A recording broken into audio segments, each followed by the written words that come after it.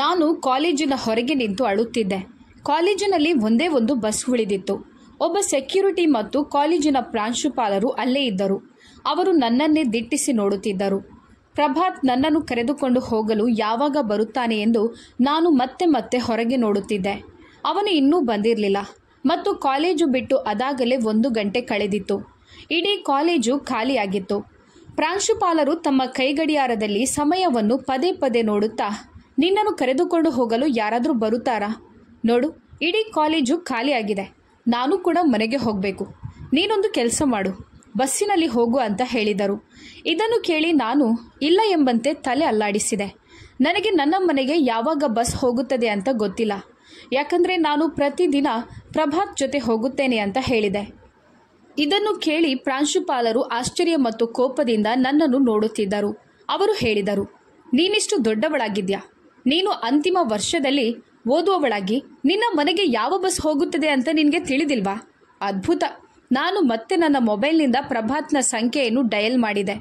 ಈ ಬಾರಿಯೂ ಅವನು ಕರೆಯನ್ನು ಕಡಿತಗೊಳಿಸಿದನು. ಪ್ರಾಂಶುಪಾಲರು ಪ್ರಶ್ನಾರ್ಥಕ ಕಣ್ಣುಗಳಿಂದ ನನ್ನತ್ತ ನೋಡಿದರು. ನಾನು ಏನೂ ಇಲ್ಲ ಎಂಬಂತೆ ತಲೆ ಅಲ್ಲಾಡಿಸಿದೆ. ಆದರೆ ಸ್ವಲ್ಪ ಸಮಯದ ನಂತರ ಪ್ರಭಾತ್ನ ಬೈಕ್ ದೂರದಿಂದ ನನ್ನ ಬಳಿಗೆ ಬರುತ್ತಿರುವುದನ್ನು ನಾನು ನೋಡಿದೆ. ನಾನು, ಪ್ರಭಾತ್, ನೀನು ಬಂದ್ಯಾ ಎಂದು ಮನದೊಳಗೆ ಕೇಳಿದೆ. ಆ ಕ್ಷಣ ಯಾರೋ ನನ್ನೊಳಗೆ ಜೀವ ತುಂಬಿದಂತೆ ನನಗೆ ಭಾಸವಾಯಿತು. ನಾನು ಬೇಗನೆ ನನ್ನ ಕಣ್ಣೀರನ್ನು ಒರೆಸಿದೆ. ಆದರೆ ಪ್ರಭಾತ್ ಕೂಡ ತುಂಬ ಕೋಪಗೊಂಡಿದ್ದ. ಅವನು ನನ್ನ ಹತ್ತಿರ ಬೈಕನ್ನು ನಿಲ್ಲಿಸಿದ. ಆಗ ಪ್ರಾಂಶುಪಾಲರು ನಮ್ಮ ಬಳಿಗೆ ಬಂದು ಹೇಳಿದರು, ಬೇಜವಾಬ್ದಾರಿತನಕ್ಕೂ ಒಂದು ಮಿತಿ ಇದೆ. ತರಗತಿ ಮುಗಿದು 1 ಗಂಟೆಗೂ ಹೆಚ್ಚು ಸಮಯವಾಗಿದೆ. ಈ ಹುಡುಗಿ ಎಷ್ಟು ಸಮಯದಿಂದ ಟೆನ್ಷನ್ನಲ್ಲಿದ್ಲು ಅಂತ ನಿಮಗೆ ತಿಳಿದಿದ್ಯಾ? ನೀವು ಅವಳೊಂದಿಗೆ ಮಾತನಾಡೋದು ಬಿಡಿ, ನೀವು ಫೋನು ಎತ್ತುತ್ತಿಲ್ಲ. ನೀವು ಅವಳನ್ನು ಕರೆದುಕೊಂಡು ಹೋಗಲು ಬರ್ತಿಲ್ಲ. ನಾನು ಈ ಹುಡುಗಿಯನ್ನು ಕಾಯೋಕೆ ಸೆಕ್ಯೂರಿಟಿ ಗಾರ್ಡ್ ಅಲ್ಲ. ನನಗೆ ಬೇರೆ ಕೆಲಸ ಇಲ್ವಾ ಎಂದು ಪ್ರಾಂಶುಪಾಲರು ಕೋಪದಿಂದ ಸಿಡಿದರು. ಪ್ರಭಾತ್ ಒಮ್ಮೆ ನನ್ನತ್ತ ನೋಡಿ, ನಾನು ಬಹಳ ಮುಖ್ಯವಾದ ಸಭೆಯಲ್ಲಿ ಸಿಲುಕಿಕೊಂಡೆ. ಅದಕ್ಕಾಗಿ ನಾನು ಬರಲು ಸಾಧ್ಯವಾಗಲಿಲ್ಲ. ಮತ್ತು ಬೆಳಗ್ಗೆ ನಾನು ಶಾಲಿನಿಗೆ ನಾನು ತಡವಾಗಿ ಬರುತ್ತೇನೆ ಅಂತ ಹೇಳಿದ್ದೆ. ಆಗ ಪ್ರಾಂಶುಪಾಲರು ಹೇಳಿದರು, ಸಭೆ ತುಂಬ ಮುಖ್ಯವಾಗಿದ್ದರೆ ಅವಳಿಗೆ ಹೇಗೋ ದಾರಿಯನ್ನಾದರೂ ತಿಳಿಸಿಕೊಡಿ. ಕನಿಷ್ಠ ಅವಳ ಮನೆಯ ಮುಂದೆ ಯಾವ ಬಸ್ ನಿಲ್ಲುತ್ತದೆ ಅಂತ ಹೇಳಿಕೊಡಿ. ಇದು ವಿಚಿತ್ರವಾಗಿದೆ. ನಾನು ನನ್ನ ಜೀವನದಲ್ಲಿ ಇಂತಹ ಅಜ್ಞಾನಿ ಹುಡುಗಿಯನ್ನು ನೋಡಿಲ್ಲ. ಪ್ರಭಾತ್ ಆಳವಾದ ಉಸಿರನ್ನು ತೆಗೆದುಕೊಂಡು ಹೇಳಿದ, ಇನ್ನು ಮುಂದೆ ನಿಮಗೆ ಈ ರೀತಿಯ ದೂರು ಮರುಕಳಿಸಲು ಅವಕಾಶ ನೀಡೋದಿಲ್ಲ. ಪ್ರಾಂಶುಪಾಲರು ತಮ್ಮ ಕಾರಿನ ಕಡೆಗೆ ತೆರಳಿದರು. ಪ್ರಭಾತ್ ತುಂಬ ಕೋಪದಿಂದ ಬೈಕ್ ಸ್ಟಾರ್ಟ್ ಮಾಡಿದ ಮತ್ತು ನಾನು ಬೈಕಿನ ಮೇಲೆ ಕುಳಿತ ತಕ್ಷಣ ಅವನು ತುಂಬ ವೇಗವಾಗಿ ಬೈಕನ್ನು ಓಡಿಸಿದ. ನಾನು ಭಯ ಆಗ್ತಿದೆ, ಸ್ವಲ್ಪ ನಿಧಾನವಾಗಿ ಓಡಿಸುವಂತ ಹೇಳಿದೆ. ಅವನು ನನ್ನನ್ನು ಬಾಯಿ ಮುಚ್ಚಿಕೊಳ್ಳಲು ಹೇಳಲು ಪ್ರಾರಂಭಿಸಿದ. ಅವನೇನು ಒಂದು ಮಾತನಾಡದೆ ವಿಚಿತ್ರವಾಗಿ ವರ್ತಿಸಿದ. ಆದ್ದರಿಂದ ನಾನು ಸುಮ್ಮನಾದೆ. ನಾನು ಅವನ ಭುಜಗಳನ್ನು ಬಿಗಿಯಾಗಿ ಹಿಡಿದುಕೊಂಡೆ. ಬೈಕನ್ನು ಮನೆಯ ಮುಂದೆ ಬ್ರೇಕ್ ಹಾಕಿ ನಿಲ್ಲಿಸಿದ. ನನ್ನ ಆಂಟಿ ಬಾಗಿಲು ತೆರೆದರು. ಬಹುಶಃ ಅವರು ನನಗಾಗಿಯೇ ಕಾಯುತ್ತಿದ್ದರು. ನಮ್ಮಿಬ್ಬರನ್ನು ನೋಡಿ ಅವರ ಮುಖದ ಮೇಲಿನ ಚಿಂತೆ ದೂರವಾದಂತೆ ತೋರಿತು. ಅವರು, ಪ್ರಭಾತ್, ನೀನು ತುಂಬ ತಡವಾಗಿ ಬಂದ್ಯಾ ಎಂದು ಕೇಳಿದರು. ನಾನು ತಕ್ಷಣ ಬೈಕಿನಿಂದ ಇಳಿದು ಆಂಟಿ ಜೊತೆ ಕುಳಿತು ಅಳಲು ಪ್ರಾರಂಭಿಸಿದೆ. ಪ್ರಭಾತ್ ಕೂಡ ಒಳಗೆ ಬಂದಿದ್ದ. ಆಗ ಆಂಟಿ, ಏನಾಯಿತು, ನೀನು ಯಾಕೆ ಅಳ್ತಿದ್ಯಾ ಎಂದು ಕೇಳಿದರು. ಪ್ರಭಾತ್ ನನ್ನನ್ನು ತುಂಬ ತಡವಾಗಿ ಕರೆದುಕೊಂಡು ಹೋಗಲು ಬಂದಿದ್ದ. ಅದರ ಜೊತೆಗೆ ಪ್ರಿನ್ಸಿಪಲ್ ಕೂಡ ನನ್ನನ್ನು ಗದರಿಸ್ತಿದ್ರು. ನನಗೆ ತುಂಬ ಭಯ ಆಯಿತು ಅಂತ ಹೇಳಿದೆ. ಆಗ ಪ್ರಭಾತ್, ಇವಳು ನಾಟಕ ಮಾಡ್ತಿದ್ದಾಳೆ, ತುಂಬ ಓವರ್ ಆ್ಯಕ್ಟಿಂಗ್ ಹುಡುಗಿ ಇವಳು, ಮೊಸಳೆ ಕಣ್ಣೀರು ಬೇರೆ ಹಾಕ್ತಿದ್ದಾಳೆ, ಅವಳ ಕೆನ್ನೆಗೆ ಬಾರಿಸ್ತೇನೆ ಈಗ ಎಂದು ಹೇಳಿದ. ಇದನ್ನು ಕೇಳಿದ ಆಂಟಿ ಅವನ ಭುಜದ ಮೇಲೆ ಕೈಯಿಟ್ಟು, ನಿನಗೆ ನಾಚಿಕೆ ಆಗೋದಿಲ್ವಾ? ಯಾರಾದರೂ ಹುಡುಗಿಯನ್ನು ಹೀಗೆ ಗದರಿಸ್ತಾರಾ? ಆಗ ಅವನು, ಇಷ್ಟು ದೊಡ್ಡವಳಾಗಿ ಇವಳಿಗೆ ಕಾಲೇಜಿನಿಂದ ಮನೆಗೆ ಹೇಗೆ ಬರುವುದಂತ ಗೊತ್ತಿಲ್ಲ, ಅದು ಬಿಡಿ, ಯಾವ ಬಸ್ಸಲ್ಲಿ ಬರಬೇಕು ಅಂತಲೂ ಗೊತ್ತಿಲ್ಲ ಅಂತ ರೇಗಿದ. ನಾನು ನನ್ನ ಆಂಟಿ ತೋಳುಗಳಲ್ಲಿ ಸಂಪೂರ್ಣವಾಗಿ ಅಡಗಿಕೊಂಡು ಕುಳಿತಿದ್ದೆ. ಅವರು ಹೇಳಿದರು, ಅವಳಿನ್ನೂ ಚಿಕ್ಕವಳು, ಮತ್ತೆ ನೀನು ಯಾಕಿದ್ಯಾ? ಅದು ನಿನ್ನ ಜವಾಬ್ದಾರಿ ತಾನೆ? ಆಗ ಅವನು ಹೇಳಿದ, ಹೌದು, ಎಲ್ಲವೂ ನನ್ನ ಜವಾಬ್ದಾರಿ. ಇವಳ ಬಗ್ಗೆ ಇವಳಿಗೆ ಜವಾಬ್ದಾರಿ ಇಲ್ವಾ? ನೀವು ಇವಳನ್ನು ಹಾಳು ಮಾಡಿದ್ದೀರಿ. ನಾನು ಸ್ವಲ್ಪ ತಡವಾಗಿ ಹೋಗಿದ್ದಕ್ಕೆ ಇವಳು ಅಳುತ್ತಾಳಂದ್ರೆ ಏನು ಹೇಳಬೇಕು? ಇವಳು ಡಿಗ್ರಿ ಅಂತಿಮ ವರ್ಷದಲ್ಲಿ ಓದುತ್ತಿರೋದು. ಆದರೂ ಇವಳಿಗೆ ಯಾವುದೇ ನಾಚಿಕೆ ಇಲ್ಲ. ಇವಳ ವಯಸ್ಸಿನ ಹುಡುಗಿಯರು ಯಾರಾದರೂ ಅಳ್ತಾರಾ? ಆಗ ನನ್ನ ಆಂಟಿ ಹೇಳಿದರು, ಸಾಕು ನಿಲ್ಲಿಸು, ಇನ್ನೊಂದು ಮಾತು ಇವಳಿಗೆ ಅಂದರೆ ಹುಷಾರ್. ಅವನು ಹೇಳಿದ, ನನಗೆ ನೀರು ಕೊಡಿ ಮೊದಲು, ನಾನೀಗ ಕಚೇರಿಗೆ ಹೋಗಿ ಎಲ್ಲವನ್ನು ನೋಡಿಕೊಳ್ಬೇಕು. ಆಂಟಿ, ನಾನು ನಿಮಗೆ ಕೊನೆಯ ಬಾರಿಗೆ ಹೇಳ್ತಿದ್ದೇನೆ, ನಾನು ಇನ್ನು ಮುಂದೆ ಇವಳ ಜವಾಬ್ದಾರಿಯನ್ನು ತೆಗೆದುಕೊಳ್ಳೋದಿಲ್ಲ. ನಾನು ಅವಳಿಗೊಮ್ಮೆ ಬಸ್ ಮಾರ್ಗಗಳನ್ನು ಹೇಳುತ್ತೇನೆ. ನಾಳೆಯಿಂದ ಅವಳು ಹೋಗಿ ಅವಳೇ ಬರಬೇಕು. ಇವಳ ಜಂಜಾಟದಿಂದ ನನಗೆ ಸಾಕಾಗಿ ಹೋಗಿದೆ. ಇವಳಿಂದ ನನಗೆ ತುಂಬ ತೊಂದರೆ ಆಗ್ತಿದೆ. ನನ್ನ ಬಾಸ್ ನನಗೆ ವಿಶ್ರಾಂತಿ ನೀಡಲು ಬಿಡೋದಿಲ್ಲ. ಮತ್ತು ಇಲ್ಲಿ ನೀವು ಮೇಡಮ್ ಅವರನ್ನು ಡ್ರಾಪ್ ಮಾಡಿ ಕರೆತರುವ ಜವಾಬ್ದಾರಿಯನ್ನು ನನ್ನ ಮೇಲೆ ಹಾಕಿದ್ದೀರಿ. ಆಗ ನನ್ನ ಚಿಕ್ಕಮ್ಮ ಅವನ ಕಿವಿಯನ್ನು ಹಿಡಿದು ಎಳೆದರು. ಇದನ್ನು ನೋಡಿ ನನಗೆ ತುಂಬ ಸಮಾಧಾನವಾಯಿತು. ನೀನು ಇನ್ನೊಮ್ಮೆ ಈ ರೀತಿ ಹೇಳಿದರೆ ಜಾಗ್ರತೆ ಅಂತ ಹೇಳಿದರು. ನೀನೇ ಅವಳನ್ನು ಬಿಡುವವನು ಮತ್ತು ನೀನೇ ಅವಳನ್ನು ಕರೆದುಕೊಂಡು ಬರುವವನು. ನಿನ್ನ ಆಫೀಸ್ ಮತ್ತು ಆಫೀಸ್ ಕೆಲಸಕ್ಕೆ ಮಣ್ಣು ಹಾಕು ಎಂದು ಹೇಳಿದಾಗ ಅವನು ತನ್ನ ಕಿವಿಯನ್ನು ಬಿಡಿಸಿಕೊಂಡು ಹೇಳಿದ, ಇವಳನ್ನೀಗ ತಲೆಯ ಮೇಲೆ ಕೂರಿಸಿ. ಒಂದು ದಿನ ನೀವು ತುಂಬ ವಿಷಾದಿಸ್ತೀರಾ ಆಂಟಿ ಎಂದು ಹೇಳುತ್ತಾ ಅವನು ತಕ್ಷಣ ಕೋಪದಿಂದ ಎದ್ದು ನಿಂತ. ಆಗ ಚಿಕ್ಕಮ್ಮ ಹೇಳಿದರು, ನಿಲ್ಲು, ಕನಿಷ್ಠ ನೀರು ಕುಡಿದು ಹೋಗು. ಆದರೆ ಅವನು ಹೇಳಿದ, ಬೇಡ ಬಿಡಿ, ನಿಮಗೆ ಯಾರು ಹೆಚ್ಚು ಹತ್ತಿರವಾಗಿದ್ದಾರೆ, ಅವಳಿಗೆ ಕುಡಿಯೋಕೆ ಕೊಡಿ ಅಂತ ಹೇಳುತ್ತಾ ಮನೆಯಿಂದ ಹೊರಗೆ ಹೋದ. ನನ್ನ ಚಿಕ್ಕಮ್ಮ ನನ್ನನ್ನು ಮುತ್ತಿಕ್ಕಿ ಅಪ್ಪಿಕೊಳ್ಳಲು ಪ್ರಾರಂಭಿಸಿದ್ರು. ಅವರು ಹೇಳಿದರು, ಅವನು ರಾತ್ರಿ ಬರಲಿ, ನಿನ್ನನ್ನು ತುಂಬ ಗದರಿಸ್ತಾನೆ. ನಾಳೆಯಿಂದ ಅವನು ನಿನ್ನನ್ನು ಕರೆದುಕೊಂಡು ಹೋಗಲು ಬರ್ತಾನೆ. ನನ್ನ ಮಗು 1 ಗಂಟೆಯಿಂದ ಹಸಿವಿನಿಂದ ಮತ್ತು ಬಾಯಾರಿಕೆಯಿಂದ ಅಲ್ಲೇ ನಿಂತಿದ್ದೆ ಅಲ್ವಾ? ಹೋಗು, ನೀನು ಬಟ್ಟೆ ಬದಲಾಯಿಸು. ನಾನು ಬಿಸಿ ಬಿಸಿ ದೋಸೆ ಮಾಡಿ ನಿನಗೆ ಕೊಡುತ್ತೇನೆ. ನಾನು ಸಹ ತಿಂದಿಲ್ಲ, ನಿನಗಾಗಿ ಕಾಯುತ್ತಾ ಕುಳಿತಿದ್ದೆ. ತಾಯಿ ಹೇಗಿದ್ದಳು ಅಂತ ನನಗೆ ನೆನಪಿಲ್ಲ. ನಾನು ನನ್ನ ತಾಯಿಯನ್ನು ಎಂದಿಗೂ ನೋಡಿರಲಿಲ್ಲ. ನಾನು ಹುಟ್ಟುವಾಗಲೇ ಅಮ್ಮ ಈ ಭೂಮಿಯನ್ನು ಬಿಟ್ಟು ಹೋಗಿದ್ರು. ಇದರಿಂದ ನಾನು ಅನಿಷ್ಟೆ. ಹುಟ್ಟುತ್ತಿದ್ದಂತೆ ನನ್ನ ಹೆಂಡತಿಯನ್ನು ಕೊಂದವಳಂತ ಹೇಳಿ ನನ್ನನ್ನು ನನ್ನ ಅಪ್ಪ ದ್ವೇಷಿಸುತ್ತಿದ್ದರು. ನನ್ನ ಅಪ್ಪ ನನ್ನ ಅಮ್ಮನನ್ನು ತುಂಬ ಪ್ರೀತಿಸ್ತಿದ್ರು. ಆದರೆ ನಾನು ಹುಟ್ಟಿದಾಗ ಏನೂ ತಪ್ಪಾಯಿತು. ನನ್ನ ಅಮ್ಮನನ್ನು ಉಳಿಸಿಕೊಳ್ಳಲು ಸಾಧ್ಯವಾಗಲಿಲ್ಲ. ನನ್ನ ಚಿಕ್ಕಮ್ಮ ನನ್ನನ್ನು ನೋಡಿಕೊಂಡಿದ್ದು, ನನ್ನನ್ನು ತನ್ನ ಮಡಿಲಿಗೆ ಹಾಕಿಕೊಂಡಿದ್ದು, ಚಿಕ್ಕಮ್ಮನ ಮಡಿಲಿನಿಂದ ತಾಯಿಯ ಪ್ರೀತಿಯ ಅಪ್ಪುಗೆಯನ್ನು ನಾನು ಅನುಭವಿಸಿದ್ದೆ. ಕೆಲವು ವರ್ಷಗಳ ನಂತರ ನನ್ನ ತಂದೆ ವಿದೇಶಕ್ಕೆ ಹೋಗಿ ಅಲ್ಲಿ ಬೇರೆ ಮದುವೆಯಾಗಿದ್ದರು. ಅವರು ಮತ್ತೆ ಭಾರತಕ್ಕೆ ಬಂದಿರಲಿಲ್ಲ. ನನ್ನ ಯೋಗಕ್ಷೇಮದ ಬಗ್ಗೆನೂ ಅವರು ಎಂದಿಗೂ ಕೇಳಿಲ್ಲ. ಅವರಿಗೆ ನಾನು ಈ ಜಗತ್ತಿನಲ್ಲಿ ಅಸ್ತಿತ್ವದಲ್ಲಿಲ್ಲ ಎಂಬಂತೆ ಇದ್ದರು. ಹೌದು, ಕೆಲವೊಮ್ಮೆ ಅವರು ಚಿಕ್ಕಮ್ಮನೊಂದಿಗೆ ಮಾತನಾಡುತ್ತಿದ್ದರು. ಅವರು ಹಣದ ಬಗ್ಗೆ ಕೇಳುತ್ತಿದ್ದರು.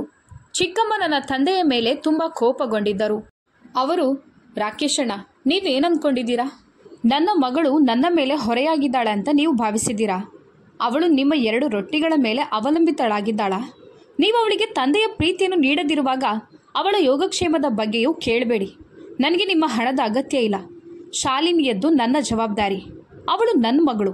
ಇದಕ್ಕಾಗಿ ನಾನು ನಿಮ್ಮಿಂದ ಹಣ ತೆಗೆದುಕೊಳ್ಳುವ ಅಗತ್ಯವಿಲ್ಲ ಅಂತ ಹೇಳಿದ್ದರು. ಚಿಕ್ಕಮ್ಮನಿಗೆ ಮಕ್ಕಳಿರಲಿಲ್ಲ. ಅವರು ನನ್ನನ್ನು ಸ್ವಂತ ಮಗುವಿಗಿಂತ ಹೆಚ್ಚಿನ ಪ್ರೀತಿಯನ್ನು ನನಗೆ ನೀಡಿದ್ದರು. ನಾನು ಚಿಕ್ಕಮ್ಮನ ಮಡಿಲಿಗೆ ಬಂದಾಗ ಚಿಕ್ಕಮ್ಮನ ಮದುವೆಯಾಗಿ 7 ವರ್ಷಗಳು ಕಳೆದಿದ್ದವು.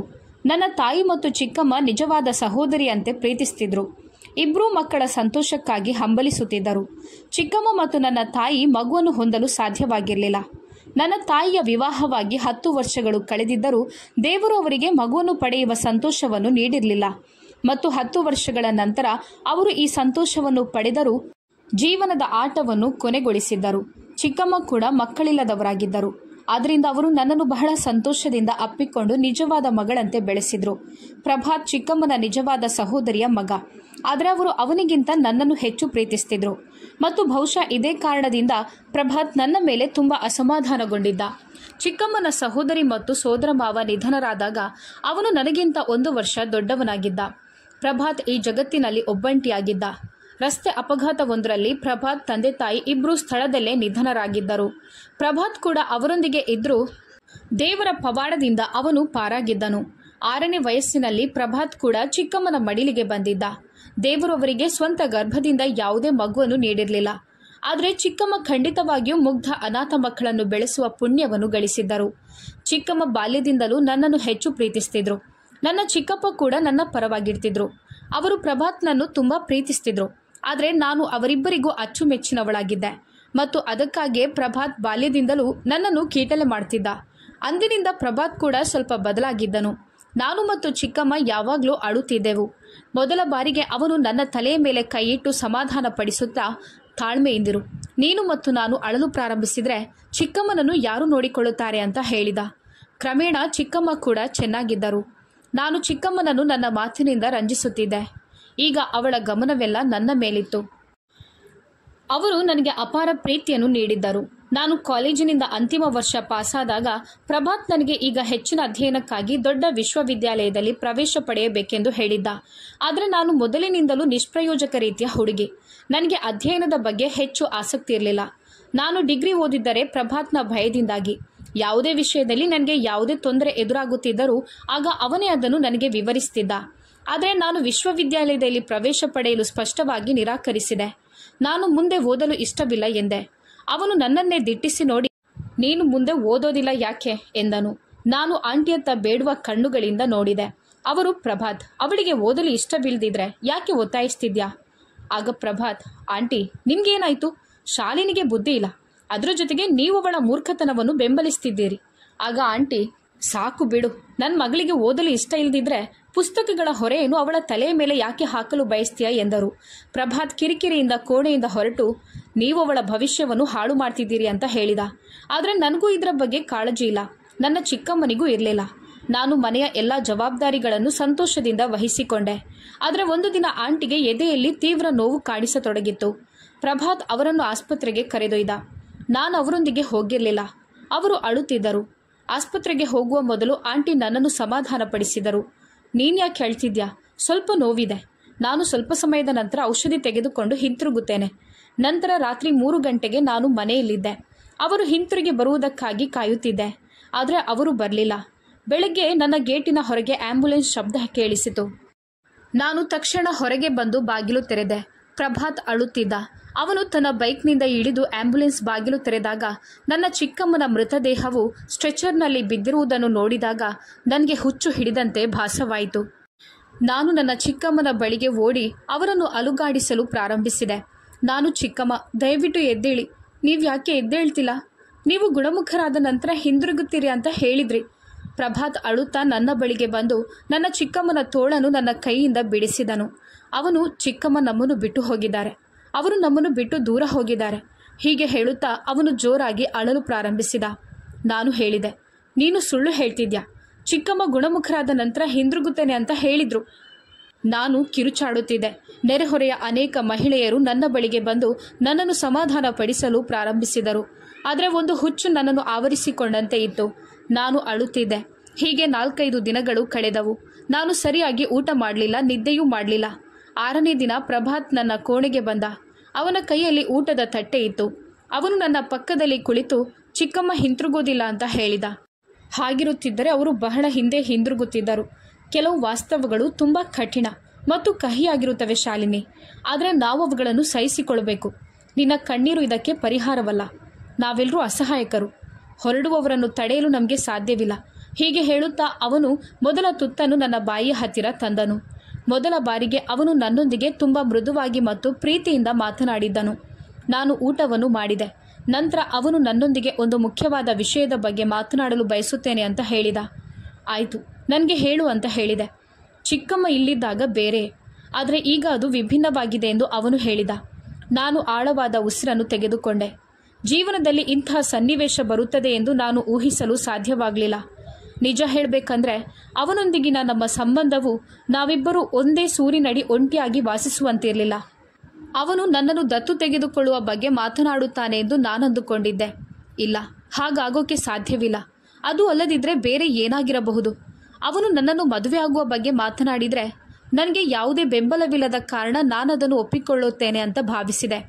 ಆದರೆ ಅವನು ನನಗೆ ಹೇಳಿದ್ದನ್ನು ನಾನು ಊಹಿಸಲು ಸಾಧ್ಯವಾಗಲಿಲ್ಲ. ನಾನು ಹೊರಗೆ ಕೆಲಸಕ್ಕೆ ಅರ್ಜಿ ಸಲ್ಲಿಸಿದ್ದೆ ಮತ್ತು ಕೆಲವು ದಿನಗಳ ಹಿಂದೆ ನನಗೆ ಅಲ್ಲಿಂದ ಕರೆ ಬಂದಿತ್ತು ಎಂದು ಅವನು ಹೇಳಿದ. ಚಿಕ್ಕಮ್ಮ ನನಗೆ ಹೋಗಲು ಅನುಮತಿ ನೀಡಿದ್ದರು. ಆದರೆ ಅವರು ಇಷ್ಟು ಬೇಗ ಈ ಲೋಕವನ್ನು ಬಿಟ್ಟು ಹೋಗುತ್ತಾರೆ ಎಂದು ನನಗೆ ತಿಳಿದಿರಲಿಲ್ಲ. ನಾನು ನಿನ್ನನ್ನು ಹಾಸ್ಟೆಲ್ನಲ್ಲಿ ಉಳಿಸಿ ನಿನ್ನ ಅಧ್ಯಯನವನ್ನು ಪೂರ್ಣಗೊಳಿಸಬಹುದಾದ ಹಾಸ್ಟೆಲ್ಗೆ ಕಳುಹಿಸಲು ಬಯಸುತ್ತೇನೆ. ನಾನು ಕೆಲವು ವರ್ಷಗಳ ಕಾಲ ವಿದೇಶದಲ್ಲಿ ಕೆಲಸ ಮಾಡಬೇಕು. ಇದನ್ನು ಕೇಳಿದ ನಂತರ ನನ್ನ ಕಣ್ಣೀರು ಮತ್ತೆ ಹರಿಯಲು ಪ್ರಾರಂಭಿಸಿತು. ಅವನು, ಚಿಂತಿಸಬೇಡ, ನಾನು 2-4 ತಿಂಗಳಲ್ಲಿ ಭಾರತಕ್ಕೆ ಭೇಟಿ ನೀಡುತ್ತಲೇ ಇರುತ್ತೇನೆ ಮತ್ತು ನಿನ್ನನ್ನು ಭೇಟಿ ಮಾಡಲು ಬರುತ್ತೇನೆ. ಆದರೆ ನನ್ನ ಭವಿಷ್ಯದ ಬಗ್ಗೆಯೂ ಯೋಚಿಸಬೇಕು ಅಂತ ಹೇಳಿದ. ನಾನು ಹಾಸ್ಟೆಲ್ನಲ್ಲಿ ಉಳಿಯಲು ಬಯಸುವುದಿಲ್ಲ ಅಂತ ಹೇಳಿದೆ.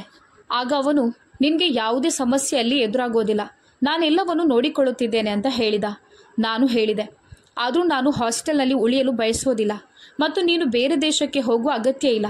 ಇದು ನನಗೆ ತುಂಬ ಒಳ್ಳೆಯ ಅವಕಾಶ ಮತ್ತು ನಾನು ಅದನ್ನು ಕಳೆದುಕೊಳ್ಳಲು ಬಯಸೋದಿಲ್ಲ ಅಂತ ಅವನು ಹೇಳಿದ.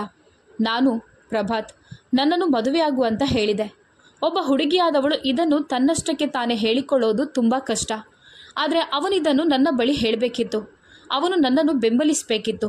ಆದರೆ ಅವನು ತನ್ನ ವೃತ್ತಿ ಜೀವನದ ಬಗ್ಗೆ ಮಾತ್ರ ಚಿಂತಿತನಾಗಿದ್ದ. ನನ್ನ ಮಾತು ಕೇಳಿ ಅವನು ಆಶ್ಚರ್ಯದಿಂದ ನನ್ನನ್ನು ನೋಡುತ್ತಲೇ ಇದ್ದ. ನೀನು ಹೇಳಿದ್ದು ಸರಿಯಾಗಿದೆ. ಯಾವುದೇ ಸಂಬಂಧವಿಲ್ಲದೆ ನಾವು ಒಂದೇ ಸೂರಿನಡಿ ಬದುಕಲು ಸಾಧ್ಯವಿಲ್ಲ ಅಂತ ನಾನು ಹೇಳಿದೆ. ಜನರು ಮಾತನಾಡುತ್ತಾರೆಂದು ನನಗೆ ತಿಳಿದಿದೆ. ಆದರೆ ನಾವು ಮದುವೆಯಾದ ನಂತರ ಯಾರೂ ಏನನ್ನೂ ಹೇಳೋದಿಲ್ಲ. ಇದನ್ನು ಕೇಳಿ ಅವನು ನನಗೆ ಇದು ಸಾಧ್ಯವಿಲ್ಲ ಅಂತ ಹೇಳಿದ. ನನಗೆ ಆಶ್ಚರ್ಯವಾಯಿತು ಮತ್ತು ನನಗೆ ಬೇರೆ ಹುಡುಗಿಯನ್ನು ಇಷ್ಟವಾಗಿದೆ. ನೀನೀಗ ನಿನ್ನ ಬಗ್ಗೆ ಯೋಚಿಸಬೇಕು. ಹಾಸ್ಟೆಲ್ನಲ್ಲಿ ಇರು ಮತ್ತು ನಿನ್ನ ಅಧ್ಯಯನವನ್ನು ಪೂರ್ಣಗೊಳಿಸಿ ನಿನ್ನ ವೃತ್ತಿ ಜೀವನವನ್ನು ಸಹ ಮಾಡು.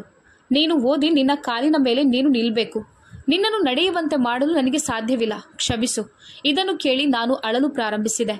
ನಾನು ಪ್ರಭಾತ್, ನಾನು ಒಬ್ಬಂಟಿಯಾಗಿ ನಡೆಯಲು ಸಾಧ್ಯವಿಲ್ಲ ಅಂತ ಹೇಳಿದೆ.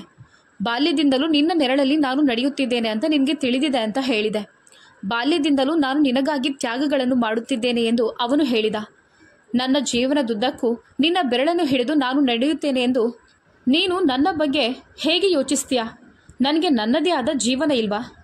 ನೋಡು ಶಾಲಿನಿ, ನನಗೆ ನನ್ನದೇ ಆದ ಜೀವನ ಬೇಕು. ನಾನು ನಿನ್ನಂತೆ ಬೆಂಬಲವನ್ನು ಹುಡುಕುತ್ತಾ ಇರೋಕೆ ಮೂರ್ಖನಲ್ಲ. ಅವನು ನನ್ನ ಮುಂದೆ ಕೈ ಮುಗಿದು, ನೀನು ನಿನ್ನ ಜೀವನವನ್ನು ರೂಪಿಸು ಮತ್ತು ನನ್ನನ್ನು ಸಹ ಬದುಕಲು ಬಿಡು ಅಂತ ಹೇಳಿದ. ನಾನು ಅಳುತ್ತಿದ್ದೆ. ಅವನು ಹೇಳಿದ, ನಾಳೆ ನಿನ್ನ ವಸ್ತುಗಳನ್ನು ಪ್ಯಾಕ್ ಮಾಡು.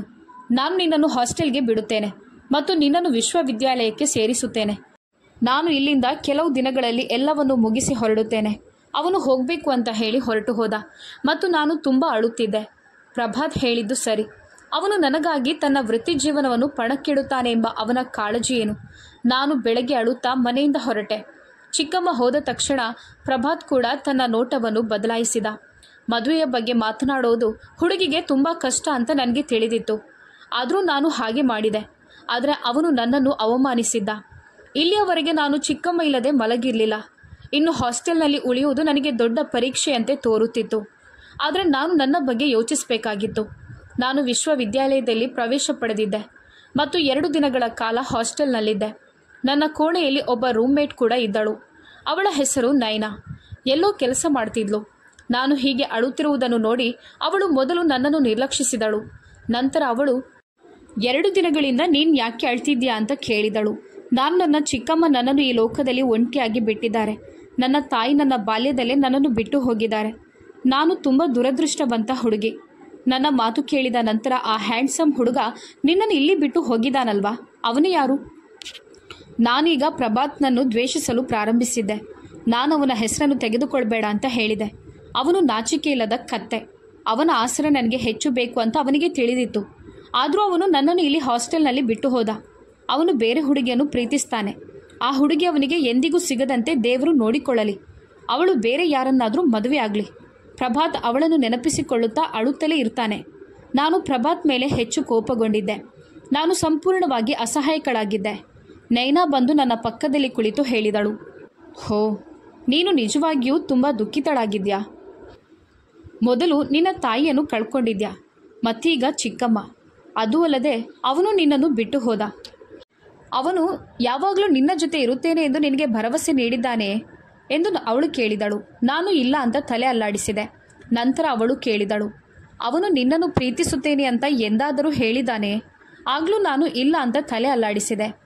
ಅವನು ನಿನ್ನನ್ನು ಪ್ರೀತಿಸದಿದ್ದರೆ ಮತ್ತು ಅವನು ನಿನಗೆ ಎಂದಿಗೂ ಯಾವುದೇ ಭರವಸೆಗಳನ್ನು ನೀಡದಿದ್ದರೆ ನೀನು ಅವನನ್ನು ಮೋಸಗಾರ ಅಂತ ಹೇಗೆ ಕರೆಯುತ್ತಿ ಎಂದು ಅವಳು ಕೇಳಿದಳು.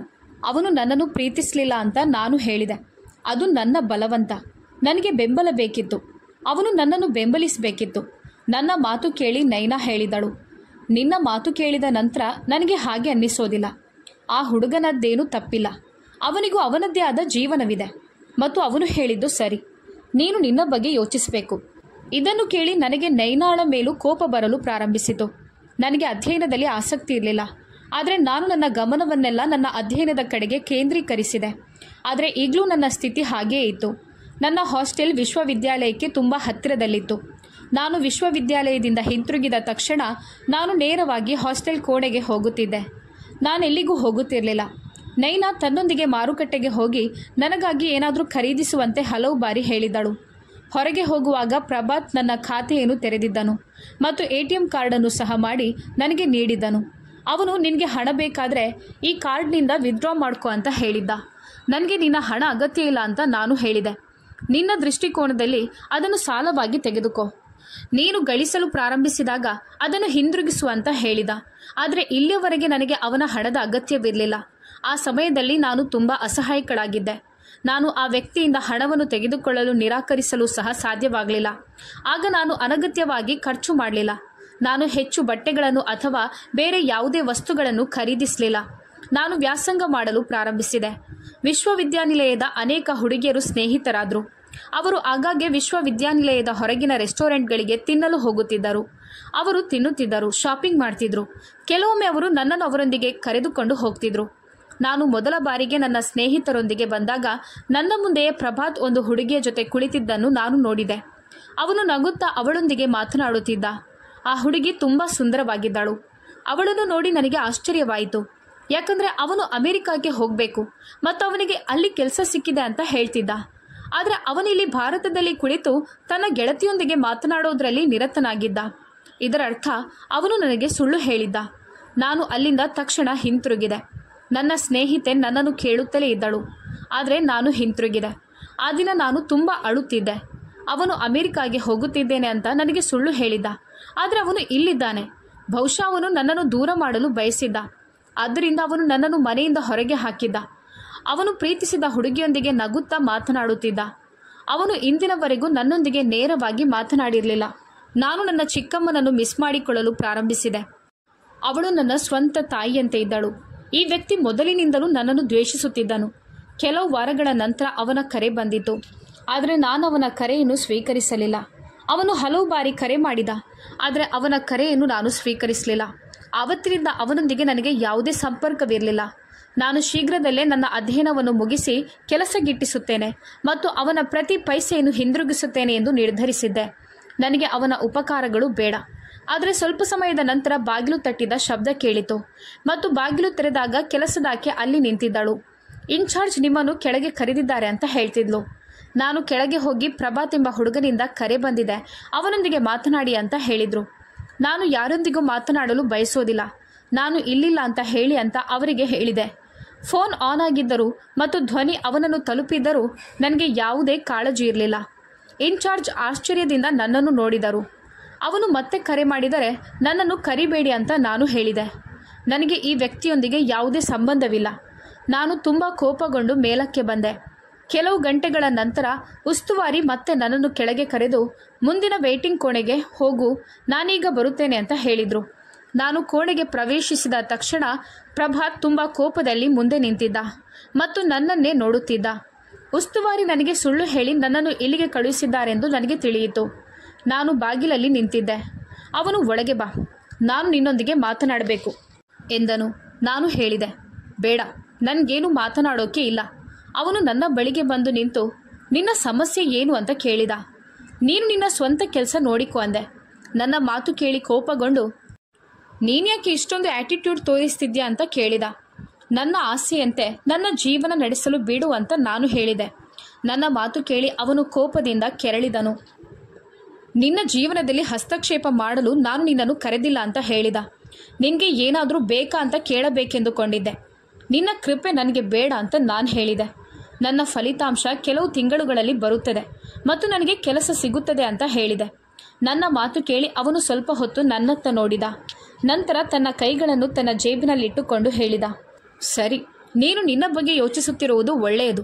ಆದರೆ ನನ್ನ ಒತ್ತಾಯ ನನ್ನ ಚಿಕ್ಕಮ್ಮ ತನ್ನ ಕೊನೆಯ ಕ್ಷಣಗಳಲ್ಲಿ ಹೇಳಿದ್ದ ಮಾತು, ನಿನ್ನನ್ನು ಒಂಟಿಯಾಗಿ ಬಿಡಬಾರ್ದು ಅಂತ ಅವರು ಹೇಳಿದ್ದರು. ಆದ್ದರಿಂದ ದಯವಿಟ್ಟು ನಾನು ನಿನಗೆ ಕರೆ ಮಾಡಿದಾಗ ಫೋನ್ ಎತ್ತಿಕೋ, ನಾನು ಅಷ್ಟು ಫ್ರೀಯಾಗಿ ಇರಲ್ಲ, ಬ್ಯುಸಿಯಾಗಿರ್ತೇನೆ ಅಂತ ಹೇಳಿದಾಗ, ಹೌದು, ನಿಜವಾಗಿಯೂ ನೀನು ತುಂಬ ಬ್ಯುಸಿ. ನಿನ್ನ ಗೆಳತಿಯನ್ನು ಭೇಟಿಯಾಗೋದನ್ನು ಕಮ್ಮಿ ಮಾಡಿದರೆ ನಿನಗೆ ಸ್ವಲ್ಪ ಸಮಯ ಸಿಗ್ಬೋದು ಅಂತ ಹೇಳಿದೆ. ಇದನ್ನು ಕೇಳಿದ ನಂತರ ಅವನು ಇದ್ದಕ್ಕಿದ್ದಂತೆ ನನ್ನ ಕಡೆಗೆ ನೋಡಿದ. ನಾನು ಹೀಗೆ ಹೇಳಿ ಅಲ್ಲಿಂದ ಹೋದೆ. ಕೆಲವು ದಿನಗಳಲ್ಲಿ ನನ್ನ ಫಲಿತಾಂಶ ಬಂದಿತ್ತು. ನನ್ನ ನಿರೀಕ್ಷೆಗಿಂತ ಉತ್ತಮವಾಗಿತ್ತು. ನಾನು ತಕ್ಷಣ ಕೆಲಸ ಹುಡುಕಲು ಪ್ರಾರಂಭಿಸಿದೆ. ನನಗೆ ಕಚೇರಿಯಲ್ಲಿ ಕೆಲಸ ಸಿಕ್ಕಿತು, ಆದರೆ ಸಂಬಳ ತುಂಬ ಕಡಿಮೆಯಾಗಿತ್ತು. ಆದರೆ ಆ ಸಮಯದಲ್ಲಿ ಇಷ್ಟು ಹಣ ನನಗೆ ತುಂಬ ಹೆಚ್ಚಾಗಿತ್ತು. ಪ್ರಭಾತ್ನಿಂದ ಹೆಚ್ಚಿನ ಹಣವನ್ನು ತೆಗೆದುಕೊಳ್ಳಬೇಕಾಗಿಲ್ಲ ಎಂದು ನಾನು ಯೋಚಿಸಿದೆ. ಕೆಲಸ ಸಿಕ್ಕ ತಕ್ಷಣ ನಾನು ಪ್ರಭಾತ್ಗೆ ಕರೆ ಮಾಡಿದೆ ಮತ್ತು ಅವನು ಮೊದಲ ರಿಂಗ್ನಲ್ಲಿಯೇ ಫೋನ್ ಎತ್ತಿದ. ನಿಮಗೆ ಸಮಯ ಸಿಕ್ಕರೆ ನನ್ನನ್ನು ಭೇಟಿ ಮಾಡು ಬಾ, ನನಗೆ ನಿನ್ನೊಂದಿಗೆ ಒಂದು ಮುಖ್ಯವಾದ ವಿಷಯದ ಬಗ್ಗೆ ಮಾತನಾಡಬೇಕು ಅಂತ ನಾನು ಹೇಳಿದೆ. ಹೀಗೆ ಹೇಳಿ ನಾನು ಫೋನ್ ಕಟ್ ಮಾಡಿದೆ. ಮರುದಿನ ಅವನು ನನ್ನನ್ನು ಭೇಟಿಯಾಗಲು ಹಾಸ್ಟೆಲ್ಗೆ ಬಂದನು. ನಾನು ಅವನ ATM ಕಾರ್ಡನ್ನು ಅವನ ಮುಂದೆ ಇಟ್ಟು ನಾನೇ ಕುರ್ಚಿಯ ಮೇಲೆ ಕುಳಿತೆ. ಅವನು ಒಮ್ಮೆ ATM ಕಾರ್ಡ್ ನೋಡಿ ನಂತರ ತೀಕ್ಷ್ಣವಾದ ಕಣ್ಣುಗಳಿಂದ ನನ್ನನ್ನು ನೋಡಿದ. ಅವನು ಇದೇನಿದು ಅಂತ ಕೇಳಿದ. ನನಗೆ ಕೆಲಸ ಸಿಕ್ಕಿದೆ, ಆದ್ದರಿಂದ ನನಗೆ ಇದು ಅಗತ್ಯವಿಲ್ಲ ಅಂತ ನಾನು ಹೇಳಿದೆ. ಇದರಿಂದ ನಾನು ಹೆಚ್ಚು ಹಣ ಖರ್ಚು ಮಾಡಿಲ್ಲ. ನನ್ನ ಅಗತ್ಯಕ್ಕೆ ತಕ್ಕಂತೆ ನಾನು ಸ್ವಲ್ಪ ಹಣವನ್ನು ಮಾತ್ರ ಖರ್ಚು ಮಾಡಿದ್ದೇನೆ ಮತ್ತು ಅದರ ದಾಖಲೆಯನ್ನು ಸಹ ಇಟ್ಟುಕೊಂಡಿದ್ದೇನೆ. ನಾನು ಕ್ರಮೇಣ ಎಲ್ಲ ಹಣವನ್ನು ಹಿಂತಿರುಗಿಸುತ್ತೇನೆ. ನೀನು ಕೆಲಸ ಮಾಡಲು ಪ್ರಾರಂಭಿಸಿದ್ಯಾ ಅಂತ ಅವನು ಕೇಳಿದ. ನೀನು ಯಾವ ಕಂಪನಿಯಲ್ಲಿ ಕೆಲಸ ಮಾಡ್ತಿದ್ಯಾ? ನಾನು ನಿನಗೆ ಒಂದು ಕೆಲಸದ ಬಗ್ಗೆ ಈಗಾಗಲೇ ಮಾತನಾಡಿದ್ದೆ. ನೀನೆಲ್ಲಿ ಕೆಲಸ ಮಾಡ್ತಿದ್ಯಾ? ನಾನು ಹೇಳಿದ್ದನ್ನು ಬಹುಶಃ ನೀನು ಗಮನಿಸಲಿಲ್ಲ ಅನಿಸುತ್ತೆ ಅಂತ ಹೇಳಿದ. ಆದರೆ ಅವನು ಶಿಫಾರಸು ಮಾಡಿದ ಕೆಲಸ ನನಗೆ ಬೇಕಾಗಿರಲಿಲ್ಲ. ನೀನು ಬಾಲ್ಯದಿಂದಲೂ ಇಲ್ಲಿಯವರೆಗೆ ನನಗೆ ಬಹಳಷ್ಟು ಉಪಕಾರ ಮಾಡಿದ್ಯಾ ಅಂತ ನಾನು ಹೇಳಿದೆ. ಆದರೆ ನೀನು ಚಿಂತಿಸಬೇಡ, ನಾನೆಲ್ಲವನ್ನು ನಿನಗೆ ಬೇಗನೆ ಹಿಂದಿರುಗಿಸುತ್ತೇನೆ ಅವನು ಹೇಳಿದ. ನಾನು ಈ ನಿಷ್ಪ್ರಯೋಜಕ ವಿಷಯಗಳನ್ನು ಕೇಳಲು ಇಲ್ಲಿಗೆ ಬಂದಿಲ್ಲ. ನಾನು ಕೇಳುತ್ತಿರುವುದಕ್ಕೆ ಉತ್ತರಿಸು. ನೀನೆಲ್ಲಿ ಕೆಲಸ ಮಾಡ್ತಿದ್ಯಾ?